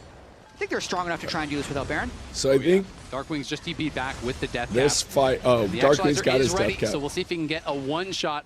If he can set that up, would definitely be able to burst someone down in a hurry. 1,044 AP and an actualizer. So This is like a 12-3 lead in That's Valorant. like a QR one-shot. That's what this would be like pretty throwing much from here. But we are going to have that Mundo passive, keeping Kryra safe thus far. But now you have been triple inhibbed, and the walls are closing in. We'll see if DSG can find a fight to delay the game a little bit. There's the cage coming through. Calmly going to look, does find the charm, but it is just onto Hui. Bubble's there to follow, but really, who cares? That's just the Leona you've landed your damage on, and Castle now getting chunked down there by Impact. The minions coming in, they're going to go for it. Here is the bullet time across multiple members. Castle's in the back line, but Rahel has the barrier. It's a double kill already for the Veigar. How much more can they get? Oh, let's get a penta. Flashing back. It's a triple for the Veigar. The bot lane's in the base. Darkwings is not going to get a penta, but he is going to help to send us to Game 5 with an 8-0-8 Veigar game. This series is absolutely delivering. The teams are neck and neck. In week 1, it was a 2-1 series, and now we are again going the distance. My player of the game has got to be that Dark Winds Veigar, but we'll see what the lounge decides. He's been What do y'all smurfing. It's the first Silver Scrapes of the year from the first best of. Here we go, Silver Scrapes. For and those of you who don't know, their spot in the America's Cup. We'll be right back. here we go.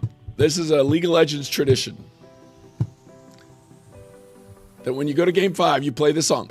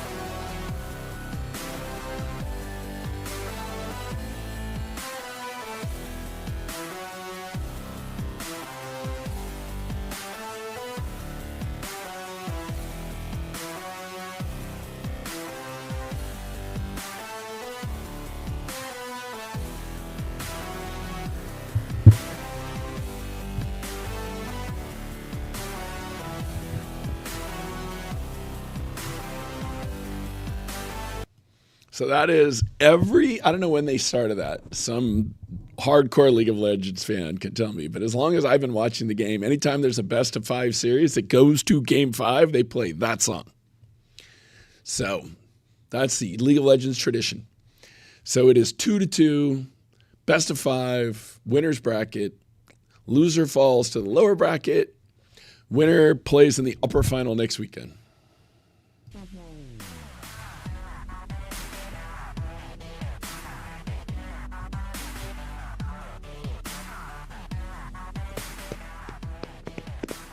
Game 5! How do we get a Game 5 in our first series of the playoffs? We're just that good, Raz.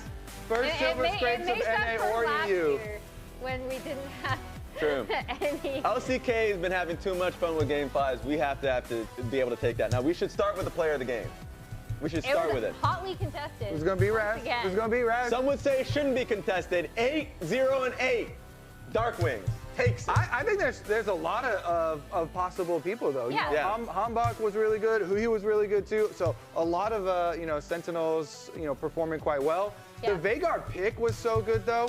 And the early Cage that just barely still got the stun onto Call Me, and Hambach came through on the Vi. I mean, that was such a downfall for Call Me. This game was really rough for him. For me, it was between Darkwings and Hambach. The reason why I went Darkwings is I really loved 88! I really loved the Veigar counterpick. I couldn't remember him 808 in kills and 88%. I couldn't remember him playing it in like NACL at all or like previously. He's only played it once, as far as I know. He did win, so he still has a 100% win rate on the Veigar. But the big thing for me was not only was Darkwings performing well individually, but the difference maker for Sentinels, we had set up how, okay, because of the language barrier, Darkwings and Hambach might be having some issues communicating. This game, they were completely on the same page, and I thought it made a massive difference. Yes, Call Me also, I think, would say he had an individually poor performance, but the way those two combined to kind of keep him down in this lane was really good. Call Me barely played this. No, he did not get to play much at all this game, and a lot of it are these hard engages onto him. And the snap engages from Hambach and Huhi both, I feel like, were really, really good. We have some Huhi B-roll here as well. Hambach on the Vi is Huhi and Hambach worked well together. And these three, this was the early one where, oh yeah, he's sticking around. And then Huhi, by the way, is the one, he made the decision, he stayed around, he defended the jungle. Wow, I went and took a drive-by Tarek stream. As well as this Veigar Cage. G2 is clapping them. Fiona Ultimate, Veigar Cages. That's brutal. Vi was always in there with the snap, Q flashes and stuff. All right. Yeah. I thought, so it was not a 1-2 punch. This has been back and forth. These teams are both really scrappy. Right, they haven't played together that long, but they both love to team fight and are good at team fighting. We already talked about, you mentioned, Darkwings and Hambach, but Huhi and Hambach were super on point together. The fact that this goes to Game 5, I don't know how many. I mean, you guys. All right, you guys expect it. Little Cap, welcome to the stream. Okay, calm down. I know, who wants to watch G2 crush our guy Zach? Very interesting, and I wanted to talk about certain aspects of this game and showcase examples. It is 2 games to 2. And we're about to start the deciding Game 5 in about, it'll start probably 5-10 minutes because they still have to do the draft. Tarek's asked if he has permission to watch. Yes, he does. He got completely blasted in mid lane, so he was trying to revamp an HP based off of his Bloodthirster. So he's like, okay, I'm going to try and defend this turret. We will see, but I need some help. And guess who comes in for the help? Hambach. He channels. Q gets a flash on towards and lockdown on Corki. This is something that we love from Hambach, is that snap decision making, recognizing that he can maybe find an angle. He finds that angle on Sajed, gets a kill, Q's out immediately, and then immediately, on that replay that you just saw, yes, then we go for Kryra. Kryra is dead. Guess what the call is? Baron. But this is such a back and forth series, and it happens within this game where, yes, even though the call is towards Baron and Call Me has been having a pretty tough series, he himself finds an incredible flank here to be able to give themselves a chance. Makes it difficult for Rahel. The 3-man E from Jax makes it super easy to then pick off Rahel. They get over there. Call Me is like, all right, I'm TPing. Peace. I'm going to emote while I'm doing it. God. Goodbye. That was really cool to be able to see that back and forth. Then I go towards this play. And this one this one made me sad for DSG. Because you had eyes on Rahel sitting here.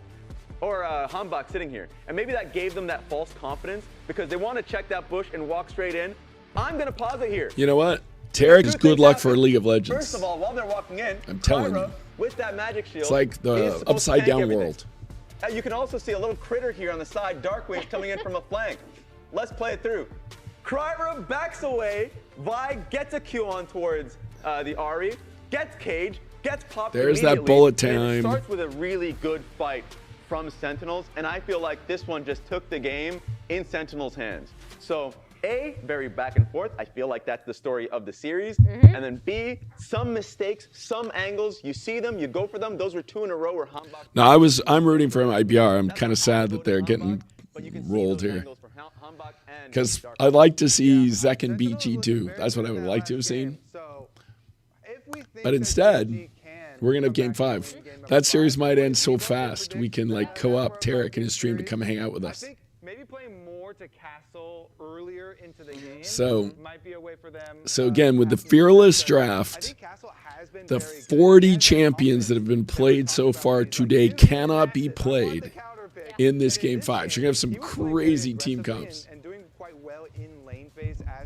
But I don't know why it is that I'm such a fan of Misfortune and such a hater of Jhin, but I am.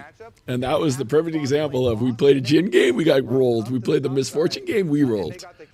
So I can't explain it, but that's my completely ignorant take is MF absolutely diffs Jhin. Between that or like bailing out Call Me, because Call Me started out the series performing well.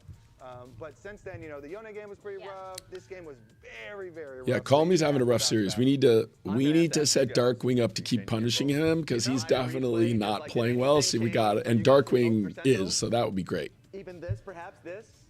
I think I'm gonna. Their support and their mid laner have not played well. Their top laner did play well until that game. But yeah, we should have won Game 3. But hey, more league, more content. I'm sticking with DSG. That was my initial prediction, and I'm not a flip-flopper. I stick with my gut. You know who does flip-flop? DSG with their preference of first selection. They've decided for first pick instead of second pick here. Oh, you bait and switch me because the obvious one is Raz. Yeah. He's staying with Sentinels. He's not flipping. But he is a known flip-flopper. He is. That's his brand identity. It's 2026. He's not going to flip-flop ever again. Never All right, we're again. going late in the day. The sun's staring at me in the eyes. Very likely. But here we All go. right, well, we'll see who can actually take this one. A lot of stakes on the line here. All right, I think it's time.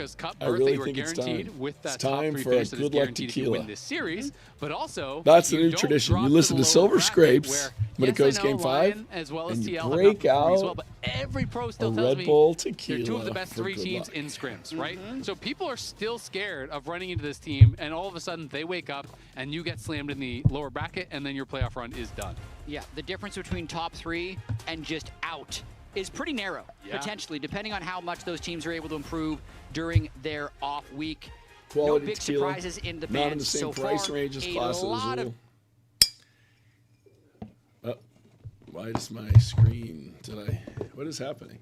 Because like the champ points prediction. mid lane targeting though. So Azir's been banned the Updating. whole series. Aurora's been banned the whole series.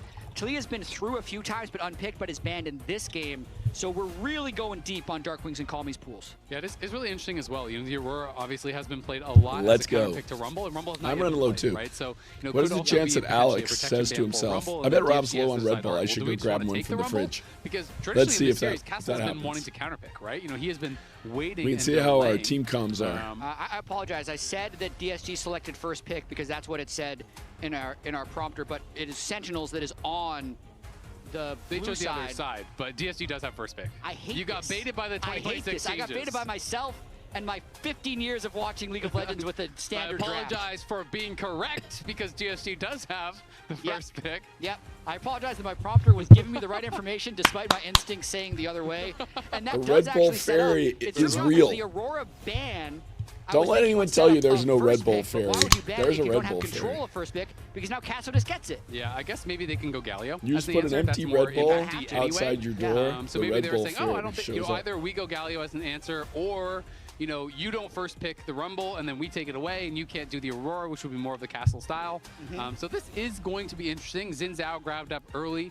As the AD junglers, we've worked through a lot of them, so that does become, you know, really kind of prime real estate. Yeah, I mean, the fact that Draft. Zen is up this late and then DSG just says, okay, we're dropping Oh, our TTK. pick for This later. series has been so Is the crazy. Galio Let me that's look right gotta now. be expecting. I would think for sure. We'll see. I mean, Bard into Varus, always really, really strong. Lions, I don't think has had a good series. And Bard is a high execution champion. I'm expecting the Galio. I think when they ban the Aurora and you give over the Rumble, you have to go Galio. But over on this DSG side, there's no true setup yet for Castle. And I think Equalizer without really good setup can be tough. Obviously, you can like Bard ult, then Equalizer over the top, but it's not the same as like a Rel or a Nautilus or whatever. Currently, it's just lane push, but there could be some funny business. Update my app. We could have some funny business. You could Welcome, Tomax of Daggers Pine. We're just having fun. That could also flex mid or top. Anyone who doesn't know much about League of Legends, that's what we're here for. To be seen. Silas ban once again. We have some fans in the chat who actually know what they're talking about. There's me who doesn't really know what he's talking about, so I can be annoying and almost correct. But that's what we're here. It's just hang out. Anyone who wants to learn how to play League of Legends, ask any question in the chat. We are happy to help and give you any guidance. Like, what's the whole point of the game? The point of the game is to capture the other team's base. The games usually last about 35 minutes. That's kind of average game time, I believe. Who has been getting through a lot of the series. You know, the key with the Impact is he showed up and didn't want 2025 to be the last year, and he really wanted to play well and grind and believe this was a team that he could make worlds with. He can just play Galio, right? Like, you know, in a worst case scenario, we're like, I don't know what to play. You can play Galio. Syndra's going to be banned out. Cassio's going to be banned out. So he has to show us another new pick because every champion that he has. I don't think they actually memorize every champion because some champions just aren't good enough to be played. Where he wants to take us. Varus, obviously a really high priority pick in general, but Wei makes a lot of sense. I do think control mages are the bread and butter for Darkwings, so he's going to be able to lock that in. Now, Call Me, he has counter pick, but what do you have left here to try to really turn things on their head? LeBlanc would be super risky, and I just don't know if he's performing at a level that I kind of really want to see. Little Cap, you know what? DM me what you won and your contact information. I have a few extras I can send you directly. So just go ahead and DM me with the confirmation of what you won. Send me a screenshot of when I reached out for your information and what it is you won, and I'll get something sent out to you. With the range difference. Yeah, the range difference, and also one of the interactions that it makes it really. Yeah, we don't have any Keeper jerseys left, Jerry. Sorry. Anytime you actually go for a rocket jump, he can just fear you. Like, because there's no dodging the rocket, there's no dodging while you're in the rocket jump, right? Yeah.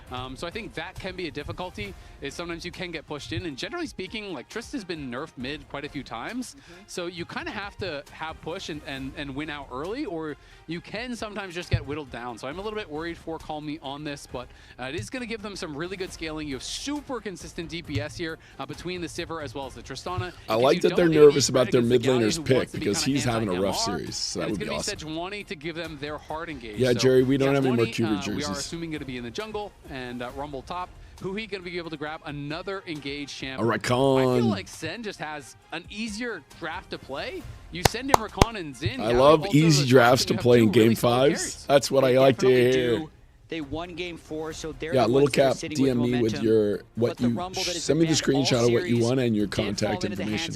We'll see if he can get anything going Galio Not to mention is probably 80% mid, 20% top, I would think. Something Somebody correct me on that. Fact check. Give me a fact check. In lower tier leagues, but he's going up against a Xin, who's like that's a Game 1 fearless jungler. Yeah. So a few power picks definitely making their way into Game 5, which we kind of joked about when we had that crazy Ivern Nasus Game 3. The Game 5 will then actually feel more normal. What will we get? Ornn versus Cassante.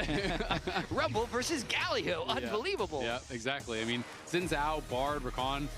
What would you say? It's 80% of the time it's mid or 90% of the time? It shows you actually how many viable champions there are, right? Yeah. When you can go to a Game 5, have all the bans come Yeah, I'll admit I did not do a good job of responding to DMs this week. I will tomorrow.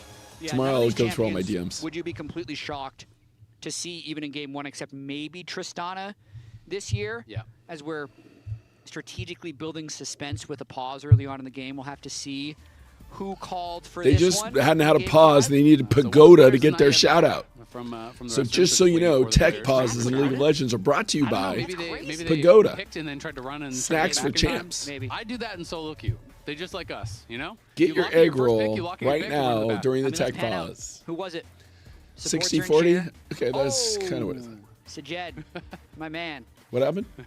For what it's worth, this is fair. Game 1, Rahel was gone. So each team's AD carry They're gets one. equalizing the bathroom breaks. Yeah. Yeah, that is fair. That should be added to the rule book. Yeah, exactly. Every time they take one, you get one too. When did that become a I actually thing? hate that because I hate delays, Azale. Now that we got a tech pause, perfect time to check on the gift card. Breaks once you enter champ select. Capital punishment for bathroom breaks in the LCS. That's what we support. Yeah, Razgul. Yeah, if we win this, we come in top 3, which means we at least are playing in an America's Cup, so we get some additional competition, or we're in a really good spot to have a chance to win the whole thing and go to to go to First Stand, which is a global event. From us to Mark to Kevin Newsom. That's generally how we decide our rulings here at the LCS. But we got a Game 5, and it's been such a fun series. I'm excited to see how it actually finishes, right? Both these two teams, so much on the line. If the ban's carried over, you'd have no people left to play. It's only the champions that are banned. But I think it's actually great for the viewership. To do that, but I feel like DSG I think it's just so has much more fun to get a bunch of such a better different team split than comps. people have expected. You know, even if they were to lose here, they have had a great showing. You know, with a team that has a lot of young players. 4 of them, this is their first ever playoff series over on the DSG side, and they are going 5 games. Of course, over on the other team, we do have people that are having their first series as well. Hambach and Darkwings had never played any playoff games either, so that is really cool for a lot of these guys to be getting experience, and I feel like a lot of them are showing up. And Hambach has improved incredibly since week 1 when they lost to DSG. And I don't think we necessarily knew the whole story of Hambach when he arrived on week 1, because the week 1 game between these two teams was Kizno subbing in for Kryra, and we think, oh, Sentinels has their whole team, so they're going to be more coordinated.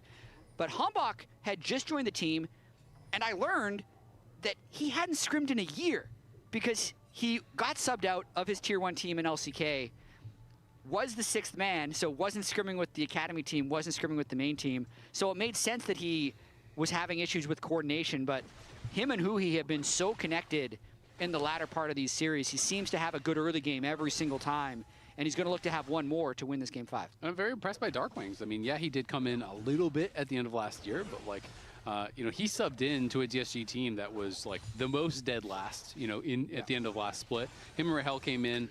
Here we go. Did make pretty upper big bracket, best of 5. It's 2-2. Really able to step things up. And winner plays in the upper final next week. Loser plays in the lower bracket semifinals and I think next he's week. been very, very good here against Call Me, and Darkwings, you know, earning his spot. Definitely, he's looking good. Yeah, he definitely holds his own. I think has been the better mid laner so far in this series, but Game 5 can always change that story. So I'm excited about the performance of both of these teams, because especially when you have these teams who, for a lot of people, were either middle or bottom of the pack, both being such strong performers, it just creates for a very exciting league. And when they play against each other, they always seem to go the distance. I mean, it makes it really unpredictable. You know, a lot of our power rankings have been pretty off. You never know what's going to happen by the end of the split, but it's been a lot of fun to watch thus far. As Impact looking for a trade here onto Castle, and we'll proc that phase rush and just walk out. So I actually really love this new Galio skin. I think it's actually pretty sick. I love it, except, I mean, I love it because I'm going to play it. I just don't actually think it's that readable compared to other Galio skins. The ultimate is harder for me to see, not to mention the spikes on the wings look a little bit like Aurelia ultimate going off to me. I imagine pro players now are completely used to it because it's such a cool skin and I see it picked every single time. But man, it looks super cool, I'll give you that. A little bit pay to win there, you know? All right, here we go. That's your words. I'm just saying. I'm just Game 5 is on. Capital punishment and dumb like pay to win skins. There you go.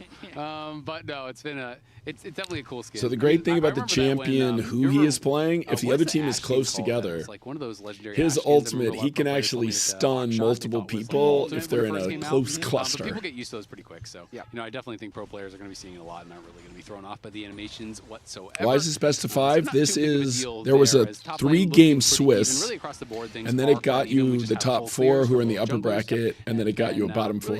So the Swiss was all best of 3s. Now that we're in the actual playoffs, it's best of 5s in the upper bracket. I believe it might all be best of 5s in the playoffs. Somebody has to fact check me on the lower bracket if it's best of 3 or best of 5. Consistent damage, as Galio isn't really going to be bringing that.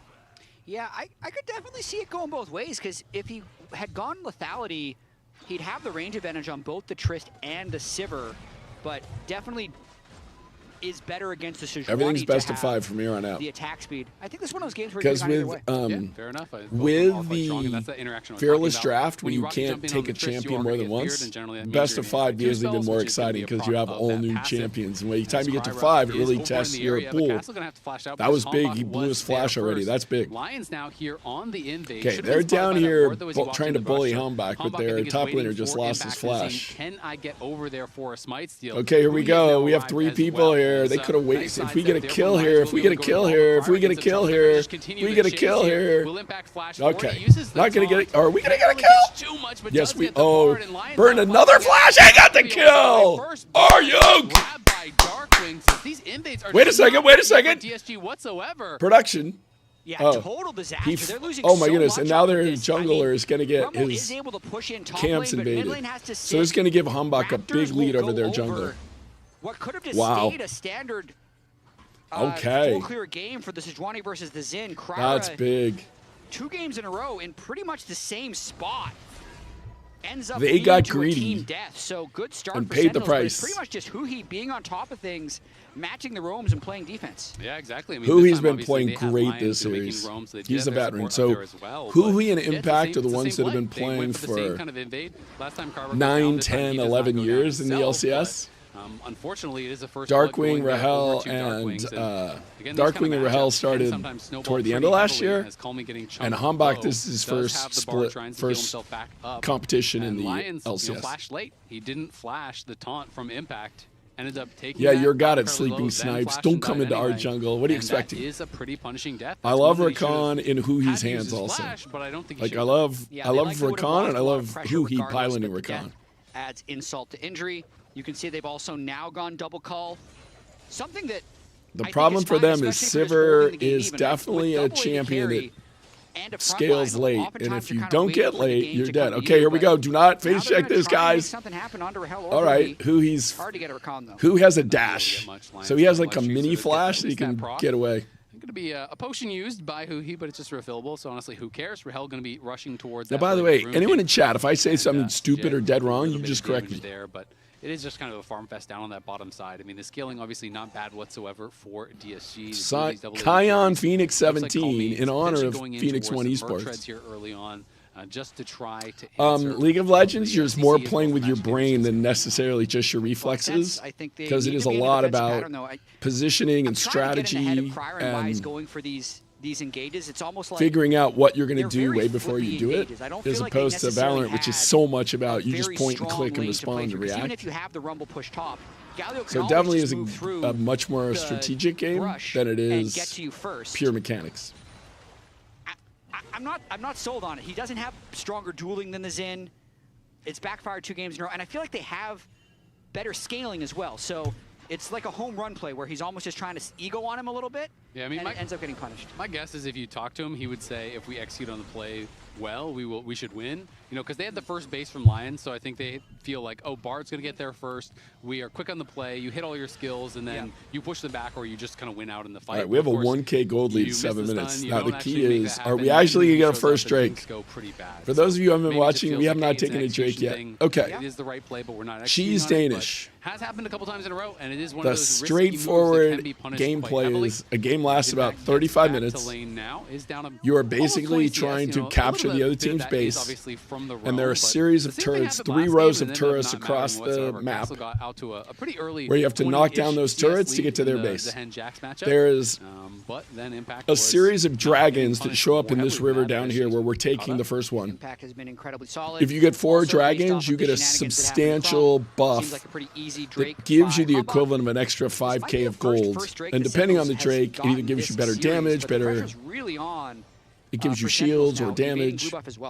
I actually really like this. So Huhi, it's kind those of are the basic basics. Bard recall, and he stacks the wave behind the tower. So what this does is it means that the wave is pushing. Hello, away James from N9. So Sajid now has no support, and he can't walk up to the wave. So his wave is getting denied. Kryra is also getting pushed out. Lions is back now, but like they are just bleeding minions on the bottom side of that lane. And, you know, it should be pushing away. And as you see, it is. Because all because of this little thing that Huhi did where he stacked the wave. That's like plus 4 or 5 minions that Huhi made from stacking the wave behind their tower. And then knowing Sajid can't back up. And they just cleaned the entire jungle from Kryra. Like, he is fuming at the moment. They lose Gromp, they lose the minions bot lane, and they can't even defend the jungle. So Sentinels, Hambach, Huhi, all right, let's go take, so on the top lane, on point. River, first thing is something called the Void Grubs, which help you take turrets. Calmy jumps in, immediately gets feared, and the ulti is going to be thrown down. And then comes the Rift Herald, which is like a little Pokemon you carry around that can take half of a turret. And then the Baron shows up at 20 minutes, which gives you a buff, which makes your minions and your canyons do substantially more damage. All right, here, what are we going to do here? Is anyone else going to come hang out here? All right, we got 2. The key is you want to get 2 out of 3. It's okay as long as you get 2. It is really, really tough. And in my experience, these matchups just kind of get worse as it goes on. Of course, you always have that ability to maybe. See, the key is Sivir is the one that needs to scale, but you just got to keep her on her back foot so that she can't scale. She's got to try and survive off of the life on hit from Call, nice. the Omnivan from Doran's, and the life steal from Legend Bloodline, which is nice. Little so their jungler, their ult is they throw a stick at you that stuns you. Nice as Kryra makes a visit in towards Somebody can give more technical terms than Zeke, stick. So it is going to be that lower CDR on the ulti. Sejuani's often loving these support item builds now. And it is quite efficient, right? You know, you get the armor, the MR. Oh, he just missed stopping his base. That was so close. G2 won? Oh my goodness. So it's quite nice. Calmy, though, getting chipped down and pushed in. He's down to about half HP and will have to go back to base as Darkwing's continuing to slowly build that gold lead after grabbing the first blood. And nice. Be able to cancel that recall again. Darkwing's DSG's really has the ability to drop damage a distance, so the guy who thought he was safe, he just canceled his base. So the guy needed to go back to get some health and to spend some money, but we stopped him. At the moment. And that's where Darkwings is. Okay, here we go. We're engaging here. Hui with the recon. Okay, their support is having the worst series, and Hui's having a great series, which is kind of the rookie against the veteran right there. Really exploiting the rookie versus veteran matchup. Just without plays at the moment. Okay, we now have 1,500 gold lead. We got to keep the advantage. We got to keep pushing the advantage. Rotation in a row. Last time it was Blue Gromp. Now it's Wolves Gromp. It's going to become a massive experience advantage for Xin versus Sejuani in this game. He's down over 30 CS in the jungle. That is brutal. All right, so our jungler has almost 1,000 gold lead this early in the game. Gives you a big advantage because that is oh no! Oh no! Hambach again. Hambach has done this a few times where he, oh my goodness, where he just bases in the wrong place and they know where he is and then they kill him or not. Oh, I thought Hambach was going to actually get. Where's the rest of our team? Somebody get over here and kill somebody. No one is near. Everyone's in base. Hambach, has to use his flash. They have to use the heal from Lions. Hambach. They barely take him down in a 3v1, and now he buys Thundered Sky. He was in a. Thank God they killed him. Otherwise, wrap it up. That would have been GG right there.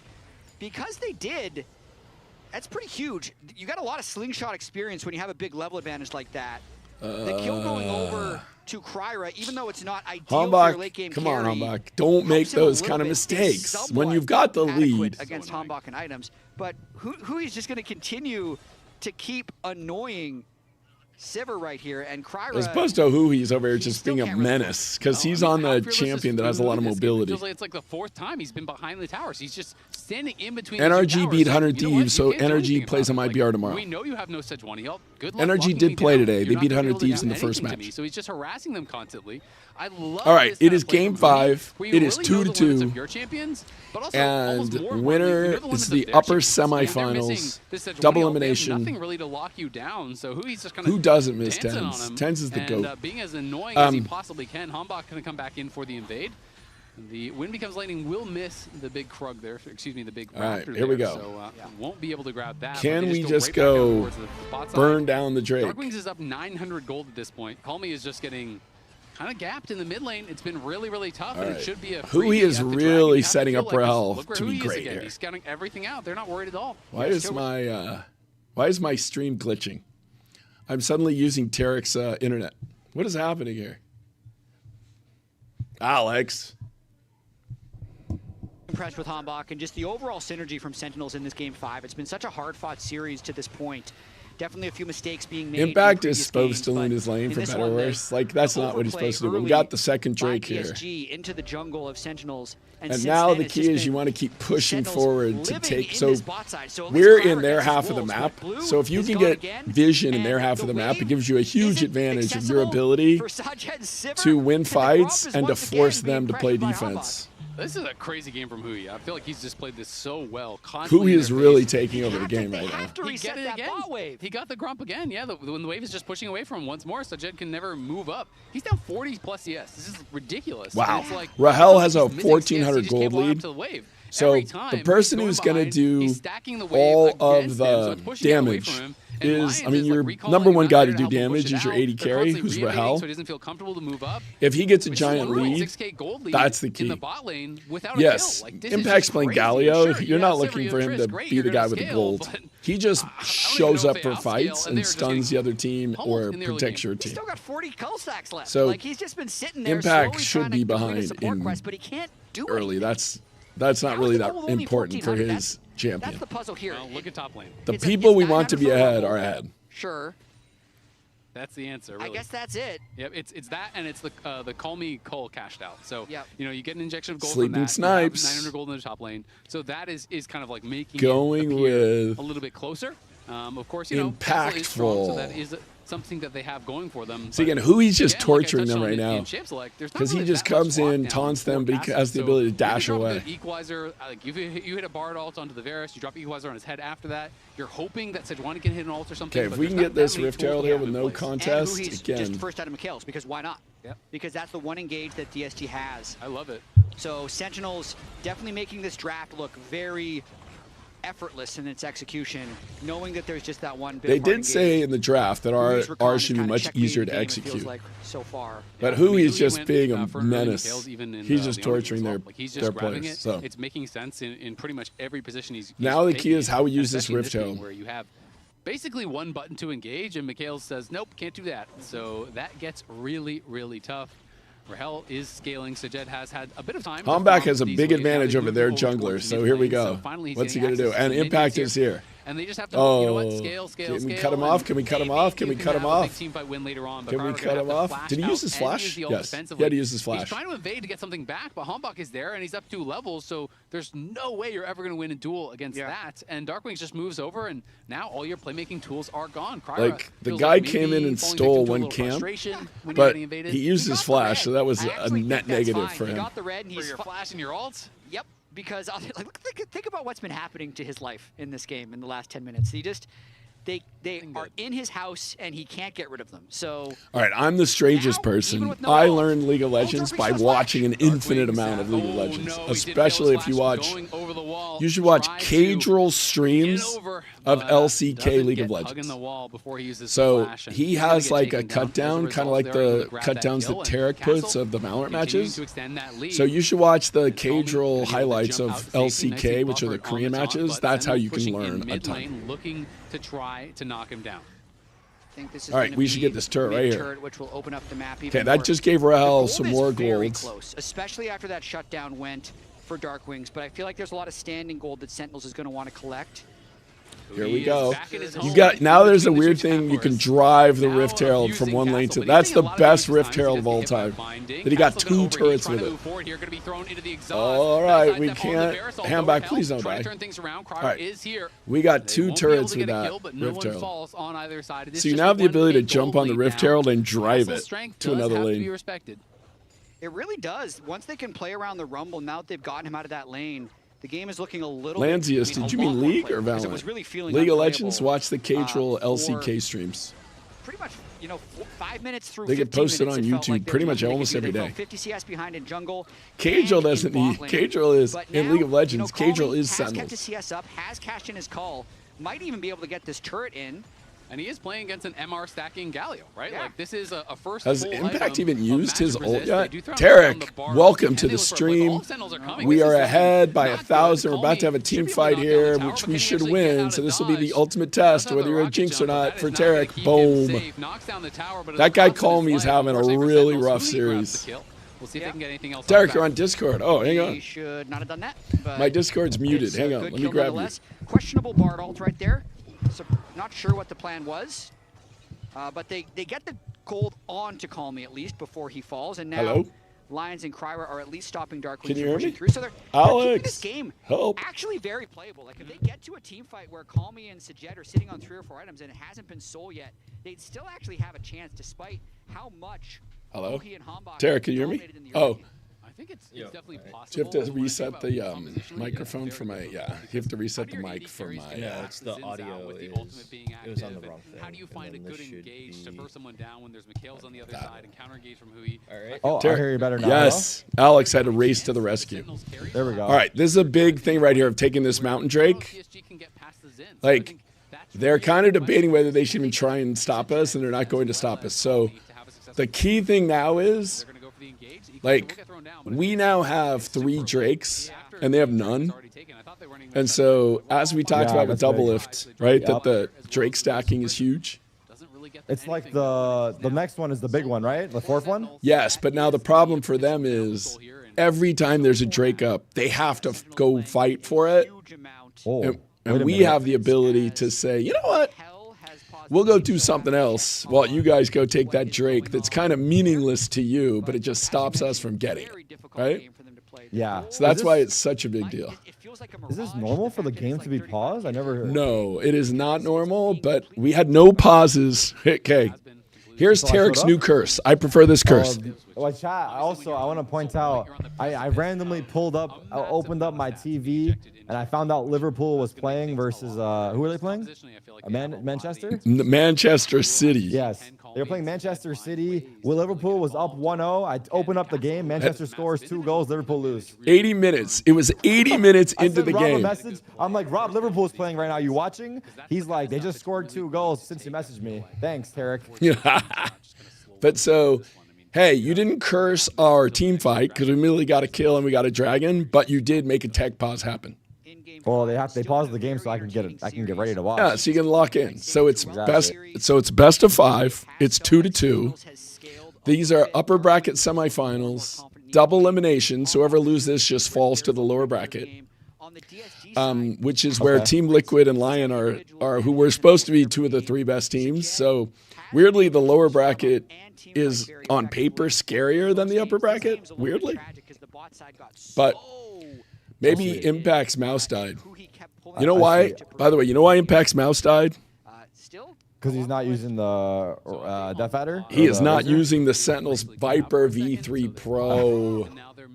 I think 3 of the players are there. Look at that. Look at that. Look at the red. Look at those mice. Look at those mice. They're doing the stage 1 draw right now. I think we just got matched into the same group as Envy, or no. We haven't been matched yet, actually. Oh, they're doing the draft? Right now. The draft for stage 1. Okay. Tell us who the group is. Right now, they've only gone through 3 teams. Alpha has Envy Loud. Oh, Sentinels just got picked. So we're in Group Omega. The only other team there is Crew, which is scary because Crew didn't have their team yet. Yes. So we're in a group with Crew so far. The other side has Envy and Loud, which looks way easier. So but we're Envy. So we could have been with Loud instead of Crew. That's where we got kind of screwed. I'm going to say something that you're going to give me a hard time about. Therefore, I'm hoping we get in a pool with Furia instead of G2.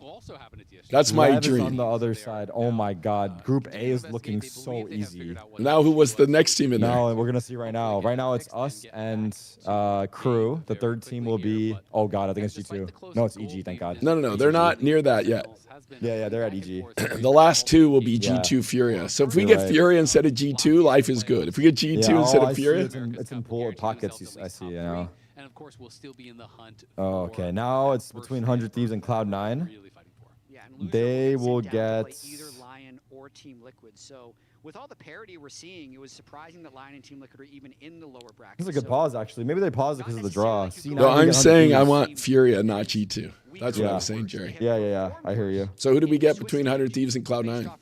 Oh, we're gonna get 100 Thieves. Okay. Tradition. We're always in the same pool. MIBR, we would want MIBR, I think. Yes. I think so.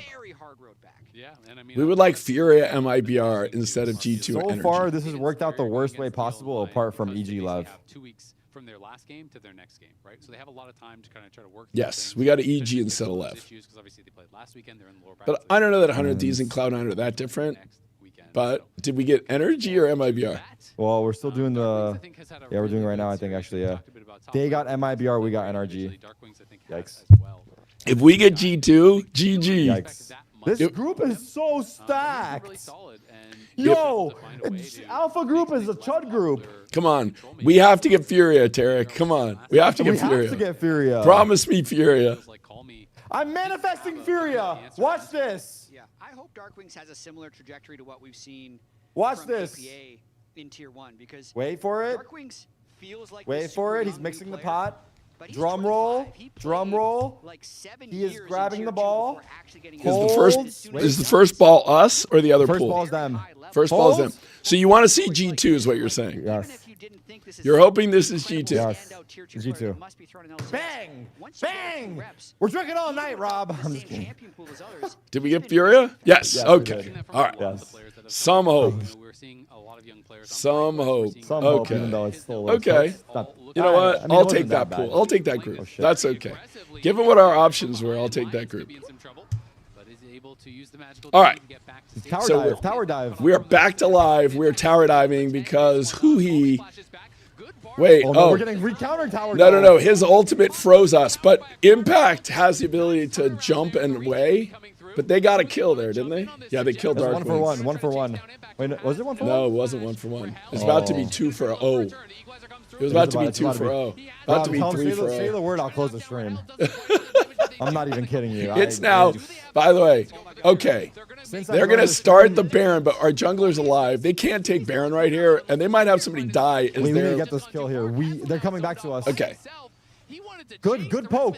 By the way, he's got him. He's killed him. Oh. No. Let him go. Don't force your hand. He got a shield Greed there. is the problem. Okay, that was fine. This was good because we got him off Baron, even though we lost the fight. I think they could have tried, but it's also an 18,000 health Baron. So we are dead even, but again, we have an advantage with having the 3 drakes. So that is our advantage here, is we have 3 drakes. The question is, who scales better late? That is a good question. Maybe someone in chat can tell us, because it's certainly not me. Comp experts? Any comp experts? Who thinks better late? Who scales? Which team scales better late, DSG or SEN, based off the agents that you see? Champions, Eric, Tarek, the champions that you see. Champions. But once Castle's in, he's thinking, we need to hit a home run right now. The score in Valorant terms is 6-6. DSG. What? Everyone's saying DSG. Got it. 6-6 in Valorant terms is the current score. Yeah, I mean, it's tie game, true. We're at half now?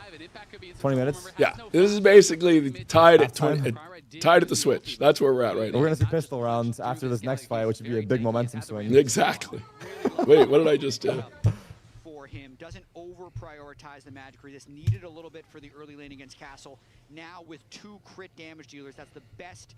Your chat is saying DSG, but saying it's 7-5 Sen.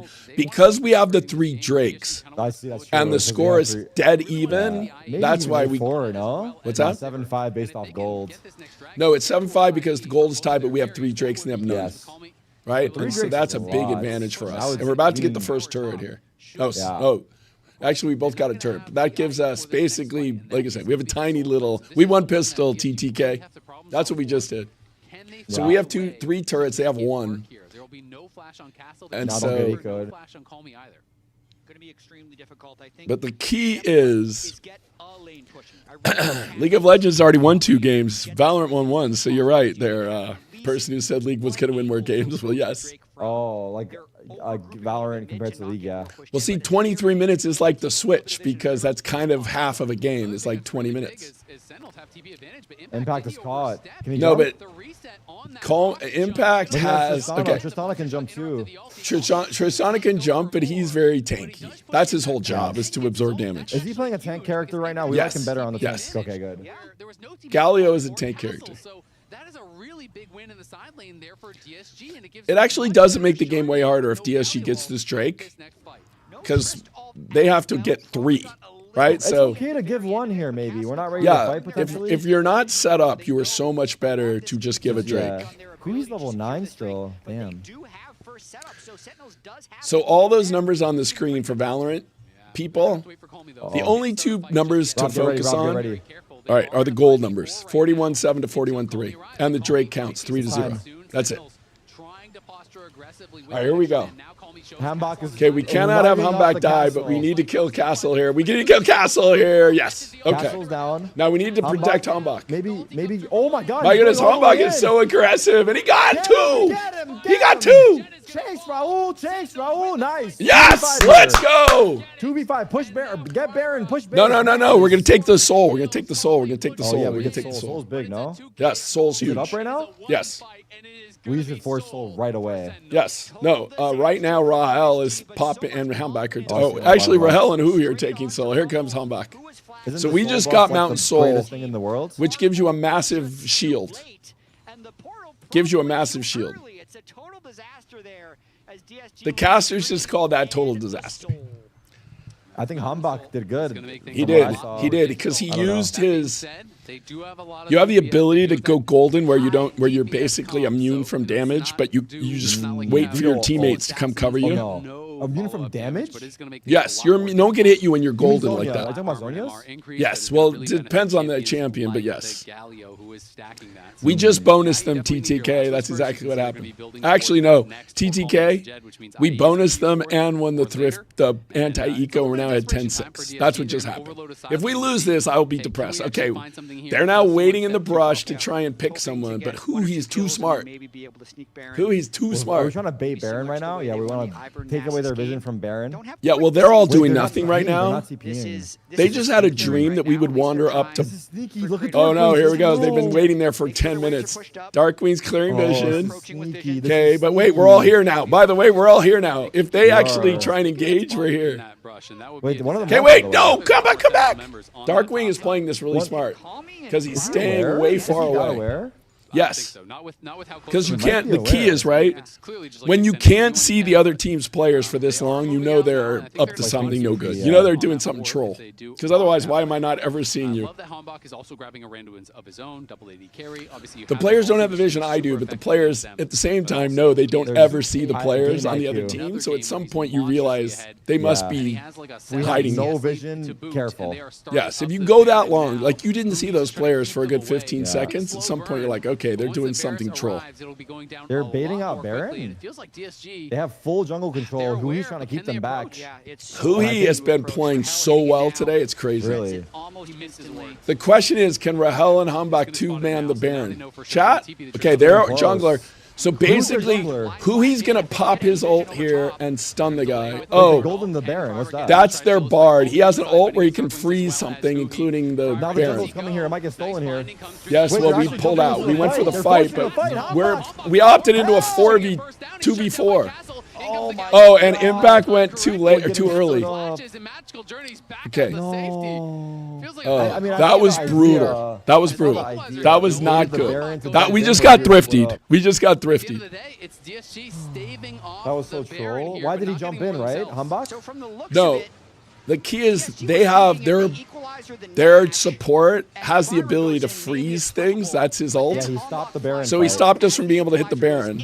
But then the mistake was Impact and Humbak opted into a 2v4. Yeah, the team is not ready to jump on that. And then Impact popped his ult too early. Oh, wait a minute. Impact popped his ult too early, so he hit the guy when he was immune. So it didn't matter that he hit him. Yeah. No, it was... Okay, wait, Humbak is still dead here, guys. Yeah, we should probably calm it down for a second. Yeah, we need to just, like, make sure they don't take the... 1700s, welcome to the stream. It is best of 5. It is 2-2. It's the upper semifinal. They were up on the top side dealing with Calming. You know, they're not with you, so if you're trying to turn like that, it's just... So that mistake there was Impact and Humbak were split from the rest of the team. Like, if we were all together, we crushed that fight, but we weren't together. Who knows if it's their fault for early engaging or the other half for not being ready when we called it. Correct. That is the challenge. That's always the key. What's up, Unk? 1700s. Are you like a League of Legends super fan? Like, you know the game? Because we don't. Who's the highest rank in the game in our chat? Yes, who's the highest rank in the chat? Everyone post your League of Legends peak rank in the chat. Like, on the real. Yeah, the key has been, Tarek, when we fight together, our team fighting is awesome, but sometimes our team is disconnected, which you just saw. You saw our team be disconnected. All right, we're going to do it again. We're going to do it again. Same idea, right? Yeah, Probably. same idea. Scary. Partly to also make them use... Are they all here? They might get See, their jumped. Tristana's They might not jump us here. They might jump us here.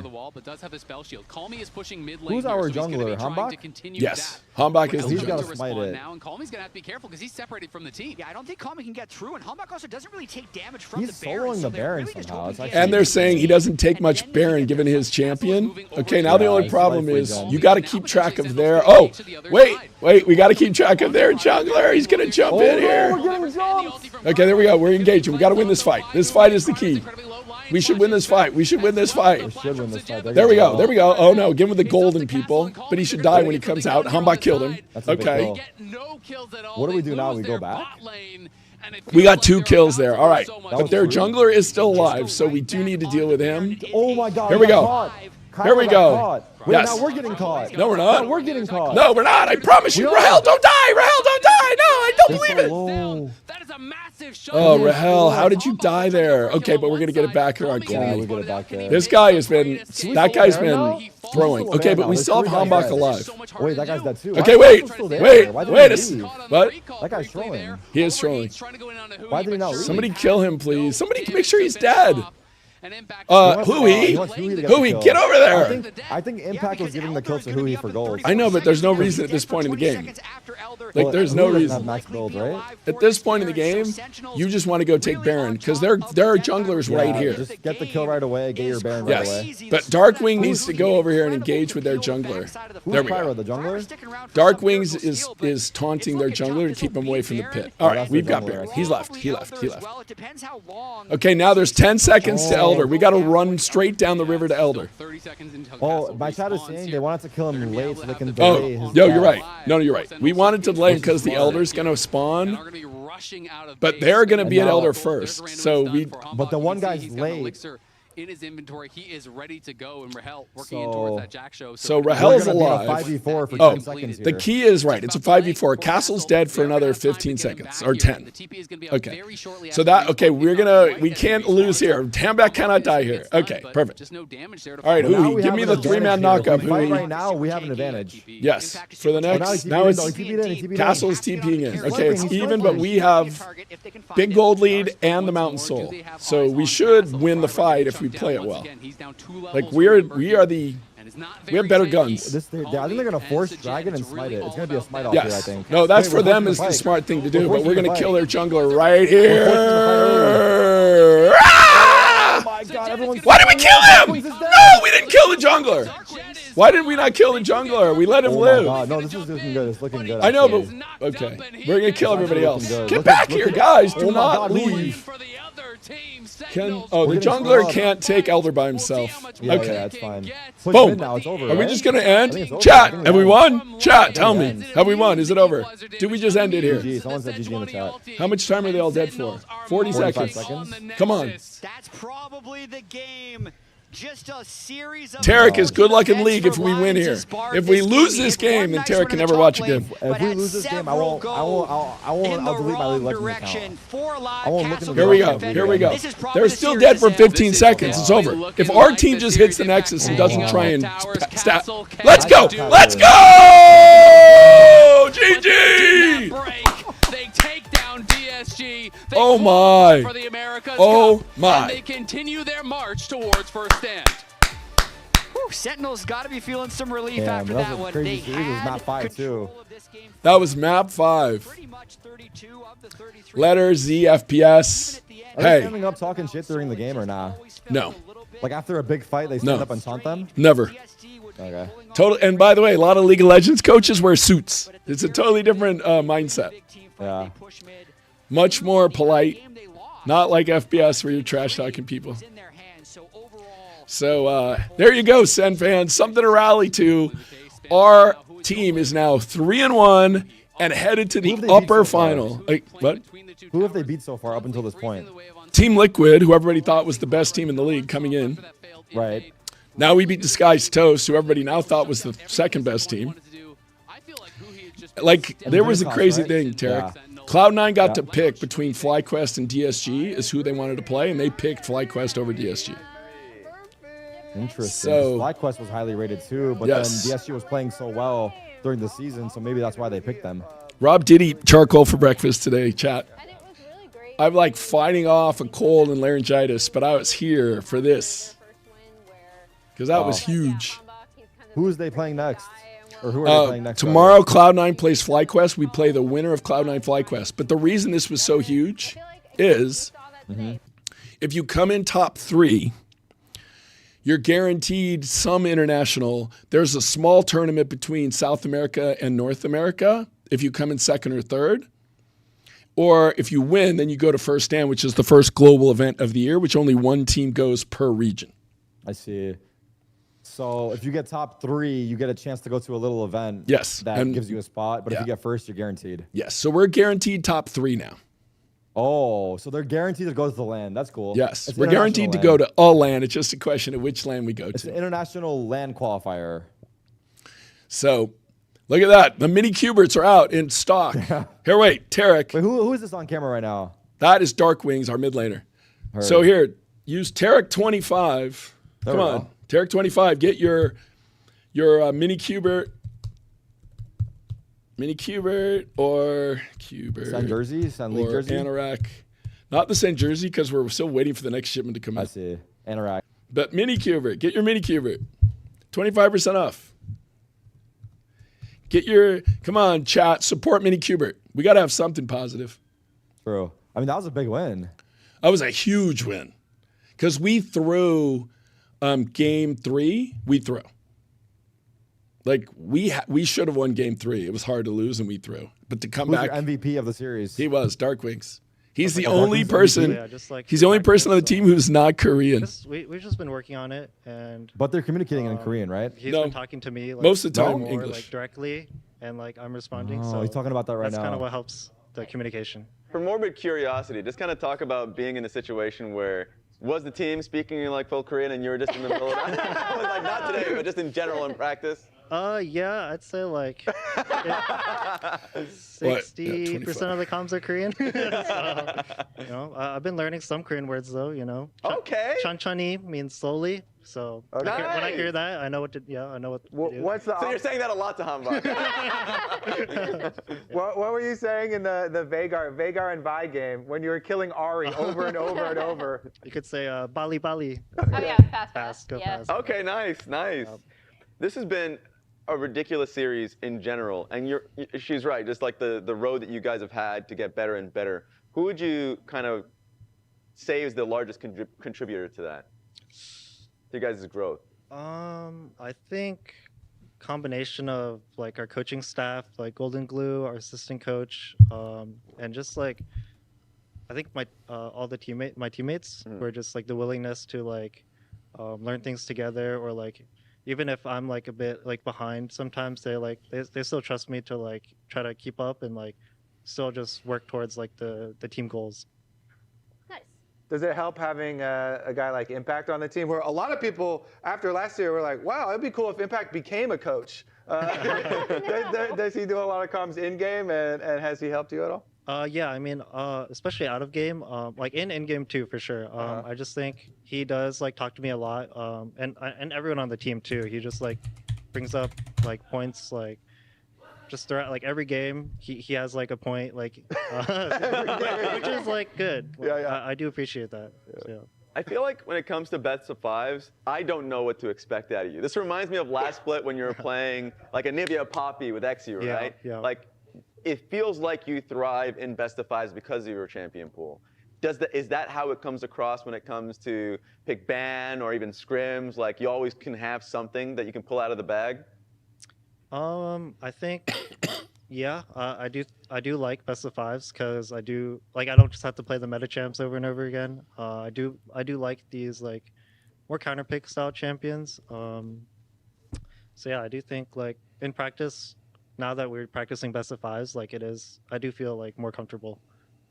Were you a little bit surprised by the Tristana pick? Because like when that Hui came through, I was like, oh, that's hard. I would imagine that would be a little bit more of a difficult lane for the Tristana because you can just always fear her if she's jumping in on you. Yeah, it's like an okay matchup. I think Tristana does lose 1v1 and does need like jungle attention, but I think it's like kind of makes sense if they. I mean, there's like not many mid champions left, so yeah, it's like slightly losing in lane, but still scales pretty well. Just like you kind of need to get to like 3 or 4 items as Tristana. I'm interested because we'll talk about who gets Pog, but I want to know the feeling of being now solidified that top 3 as a team. I don't know if you expected that at the beginning of the split, because I remember hearing some content from you guys how you feel like you weren't there, but you guys were going to have to you guys were scaling. Now that you know that you guys, at the very least, can be in America's Cup, but of course still fighting and being first stand. MIBR? Yeah, it wasn't close. Was any map close? I feel like a bit surprised. It was demolition. I did think that it would take like more time for us to destroy them. kind of connect together as a team. Like it was insane. It is what happened to all the teams that lost the upper final until today, where somehow Gentlemates reverse swept Fnatic, right? That was apparently like still feel like the we best have match a of lot the year. more- But every other match, whoever lost the upper final got 3-0'd in the middle final, except they were about to get 3-0 and then they reverse swept. It's a tough one. Oh, for I go with Humbug. and what happens? Okay, and then that was actually a well, battle for between APAC the we don't two. know, I guess. Fnatic plays Liquid It was, tomorrow. Huhi I know, ends but up like picking it for up 2-0 APAC and in China, 10. did the team from Talk about uppers the end impact up that making Huhi had it? in this game and how They you felt about play himself, tomorrow, and I think both of them Huhi played is, like, tonight. really good at like shot calling and Well, finding for China, like, it's done, engages. right? Although he did like Is China mess up, completely done? I thought so. pause, Could be wrong. kind of They have leaders, so they're ahead. But I don't blame Let him. me I think see. we were all like we lost a little Might bit of be, focus. actually. But yeah, I do think his engages like just like the voice he brings to the team is really nice. They are. Oh yeah, What about EDG made it. Seraphine game. EDG was in the lower bracket and made it. Very positive on that, Sheila type of and bottom all, line. oh, EDG was Yeah, in the yeah, I lower? mean, Wait, yeah. I lost that. I mean, normally his range. They is lost to Billy worse than Billy his and then got melees, but I revenge do in the think lower his final. Seraphine's pretty good. As you can see, player of the game from the fans. This is what the Wow. fans have voted for this game. Even though like Huhi did win, yes, 43% there, but a lot of people giving you Oh yeah, credit. Sheila How do you feel was the just team looking that at came that from and seeing uppers. that like Yeah. but they the credit and qualified love going your through, direction in this series? Yeah. I mean, I So feel China didn't go I that way. think China didn't this go that series I way. did, EMEA, we're gonna find out I guess tomorrow. above average job that I should be doing. APAC, we're also gonna I find out. definitely You could got have above average numbers. Yeah. There we go. I definitely could have played a bit better in coming like from uppers? the Does anybody know if we series, play like, the games what we day lost. next week we play? And even So in basically the next week winning there's game 3 for- matches. I think There's I the upper contributed, final like, with a us decent and the winner amount. of tomorrow's match. Then there's the 2 lower bracket matches. I But I you need to be able to don't know guess which stuff. day Even they're when playing. you have like an incredible series, it's like you think Does about anyone the in chat negative know which aspect. day I guess we that play? helps you, be in a growth Are we definitely mindset, the I suppose. 22nd, For sure. Alex? There's always room to improve. So we play Who do you Sunday think is next player week? of the series? We're doing players of the Alex is game saying we and play series next overall. Sunday at 1 Yeah, o'clock when there's no yeah. Valorant Talking being about the played. whole- I'll be there. whole series. It's tough just coming out of it. Yeah. So There aren't any more there's a games today, little, TTK. There's hack just this that you best of can use. 5, It and then does say it in, C9 like, FlyQuest 3 tomorrow, best of 5. What are you doing? I think game today is in 6 hours. Paper Rex versus RRQ. Wait, I actually didn't see it. Are you gonna roll Yeah, through like you did last exactly. night, Tarek? Where does I it feel show? like it's so far away. Like I know. think streaming Last through night is it was close crazy. enough that you could just kind of. I played for 2 hours of Valorant and then I just hopped over. But today And was, that first today game, was so I wouldn't bad. have watched the game otherwise, by the way, so it had Which one? effect. I wouldn't have watched the APAC match last night, but since you watched it, Oh yeah. Well, yeah, it makes perfect sense because it was like elimination game, Paper X. Today was kind of shady because 100 Thieves NRG was such a wash, and during that time, it was Gentlemates Liquid, which was insane. yes, because But I feel NRG like just stomped 100 Thieves. There's no way I could have known that. I think I would have watched that game regardless because it's like elimination. It's Americas that I've been following. But yeah, I feel like I got the short end of the stick today. Like both games I saw were Yes. just destruction. But it was the issue, as you said, which is if it is an elimination match, you feel kind of obligated to watch. But yeah. It wasn't competitive at all. That was the only issue. But now the good news for Energy is that G2 won. It is good news for them. Rob, my prediction early days was that between Furia and MIBR, who lost would not make it. Yep. And I feel like it's really starting to look that way.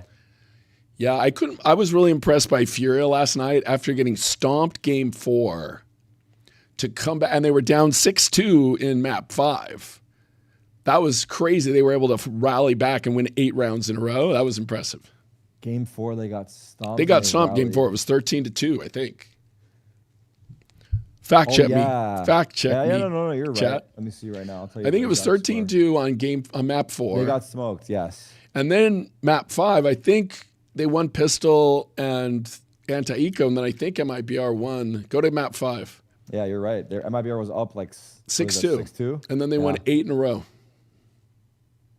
Okay, here it is. That's Yeah, we crazy. played February 22nd, Tarek. We play February 22nd at 1 o'clock. The winner of Cloud9 FlyQuest, who are the 2 best teams traditionally. Like the last 2 years, they've been the 2 best teams. Okay, we'll watch party that. Easy. So there you go. Sunday, 1 o'clock watch party for the Tarek fans who have nothing else to do next Sunday because there is no Valorant being played. There's no Valorant for 2 weeks after, I guess tomorrow, right? Is tomorrow the last day? Yeah. Correct. After MIBR NRG.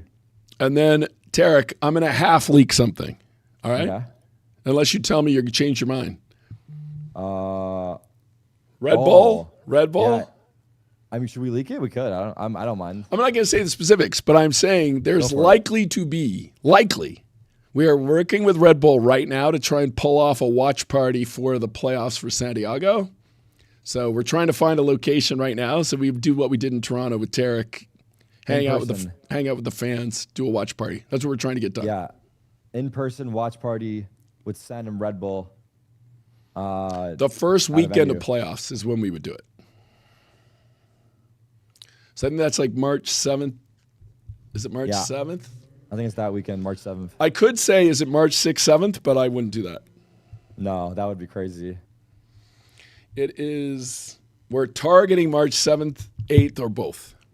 Do we have any location leaks that we're looking at? We are actually looking at New York. Really? That's what we're looking at.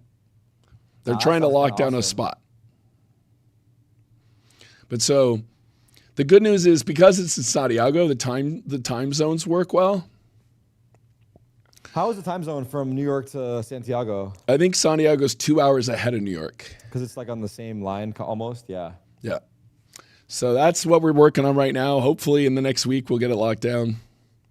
And then so Sentinels League of Legends team won. They're in the upper final next week against the Cloud9 FlyQuest winner, guaranteed top 3. Therefore, we'll be playing in Sao Paulo in one of 2 tournaments, either the global tournament, which is first stand, or a regional tournament, which is North America versus South America. But both are in Sao Paulo? Both will be in Sao Paulo. Kind of sick. Thank you, Alex. Do you need anything more? No. All right, see you. Thank you, Alex. All right. Well, yeah, that was a crazy match, Tarek. Yeah. Every game was close. Maybe game one they took a lead and kind of kept it. The other 4 games were really close. Yeah, I missed every crazy game today. Well, you were here for this. You didn't. I think that's the end of this. You saw the end of game 5, which was like fair. Back and forth. I did tune in at a good moment where like, the big fights were there. It was exactly when things got fun.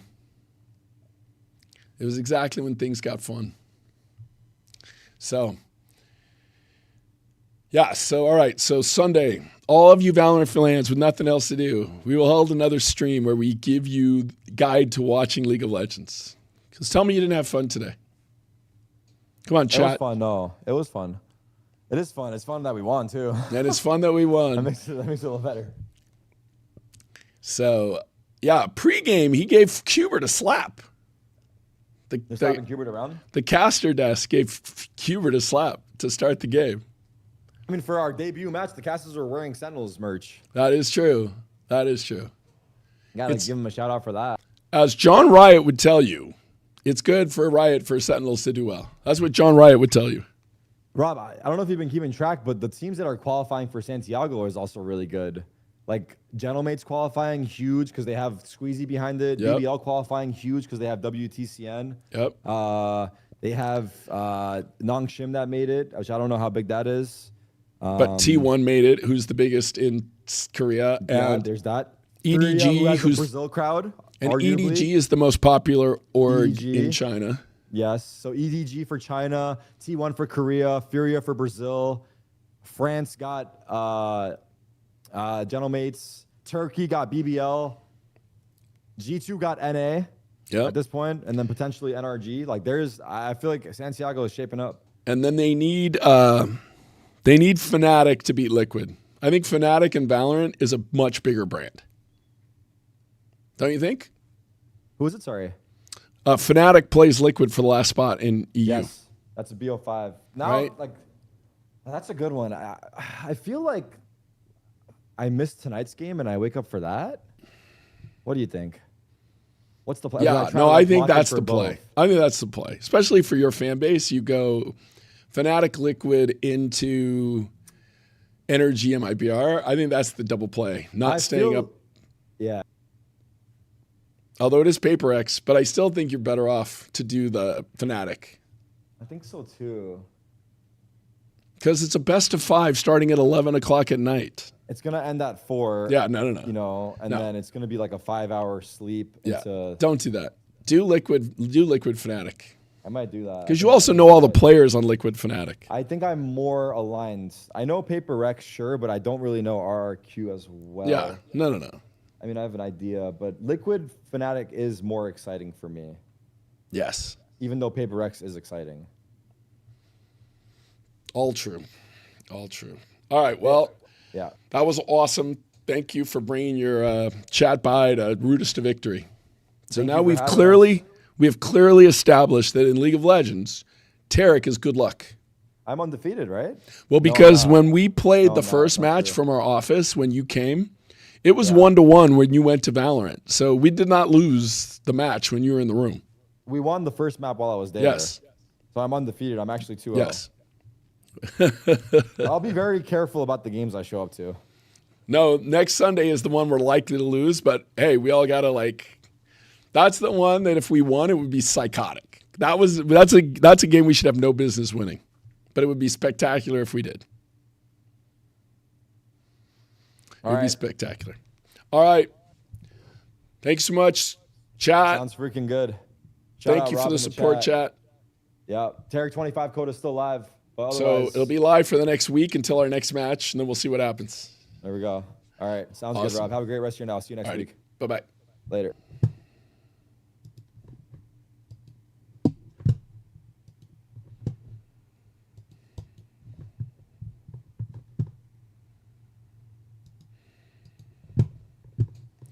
All right.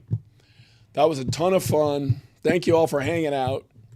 And we will all be back together next Sunday. It is definitely next Sunday at 1 o'clock. We play the winner of tomorrow night's Cloud9, or tomorrow afternoon's Cloud9 FlyQuest match. And it's pretty crazy that the team is 3-1, given how little time they've had together. But you also see it, each match we've gotten better, like substantially better. So yeah, there's still times where they're not on the same page in a fight, but that's you're going to have, right? When you haven't played together and then you just jump into a fight and you aren't all on the same page because you aren't used to playing together. But when they are coordinated, they've been playing great. So it's a lot of fun, and it's great to see Impact looking like 2024 Impact, which was our hope, right? Like, that was our hope when we signed him, because that certainly was the impression he gave us, is he was ready to get in there and work. So thank you all for coming and hanging out, and a great result, and takes a small bit of the pain away from the Valorant team going 1-3. The league team went 3-1. So getting it back on the other side. All right. Thank you all for hanging out.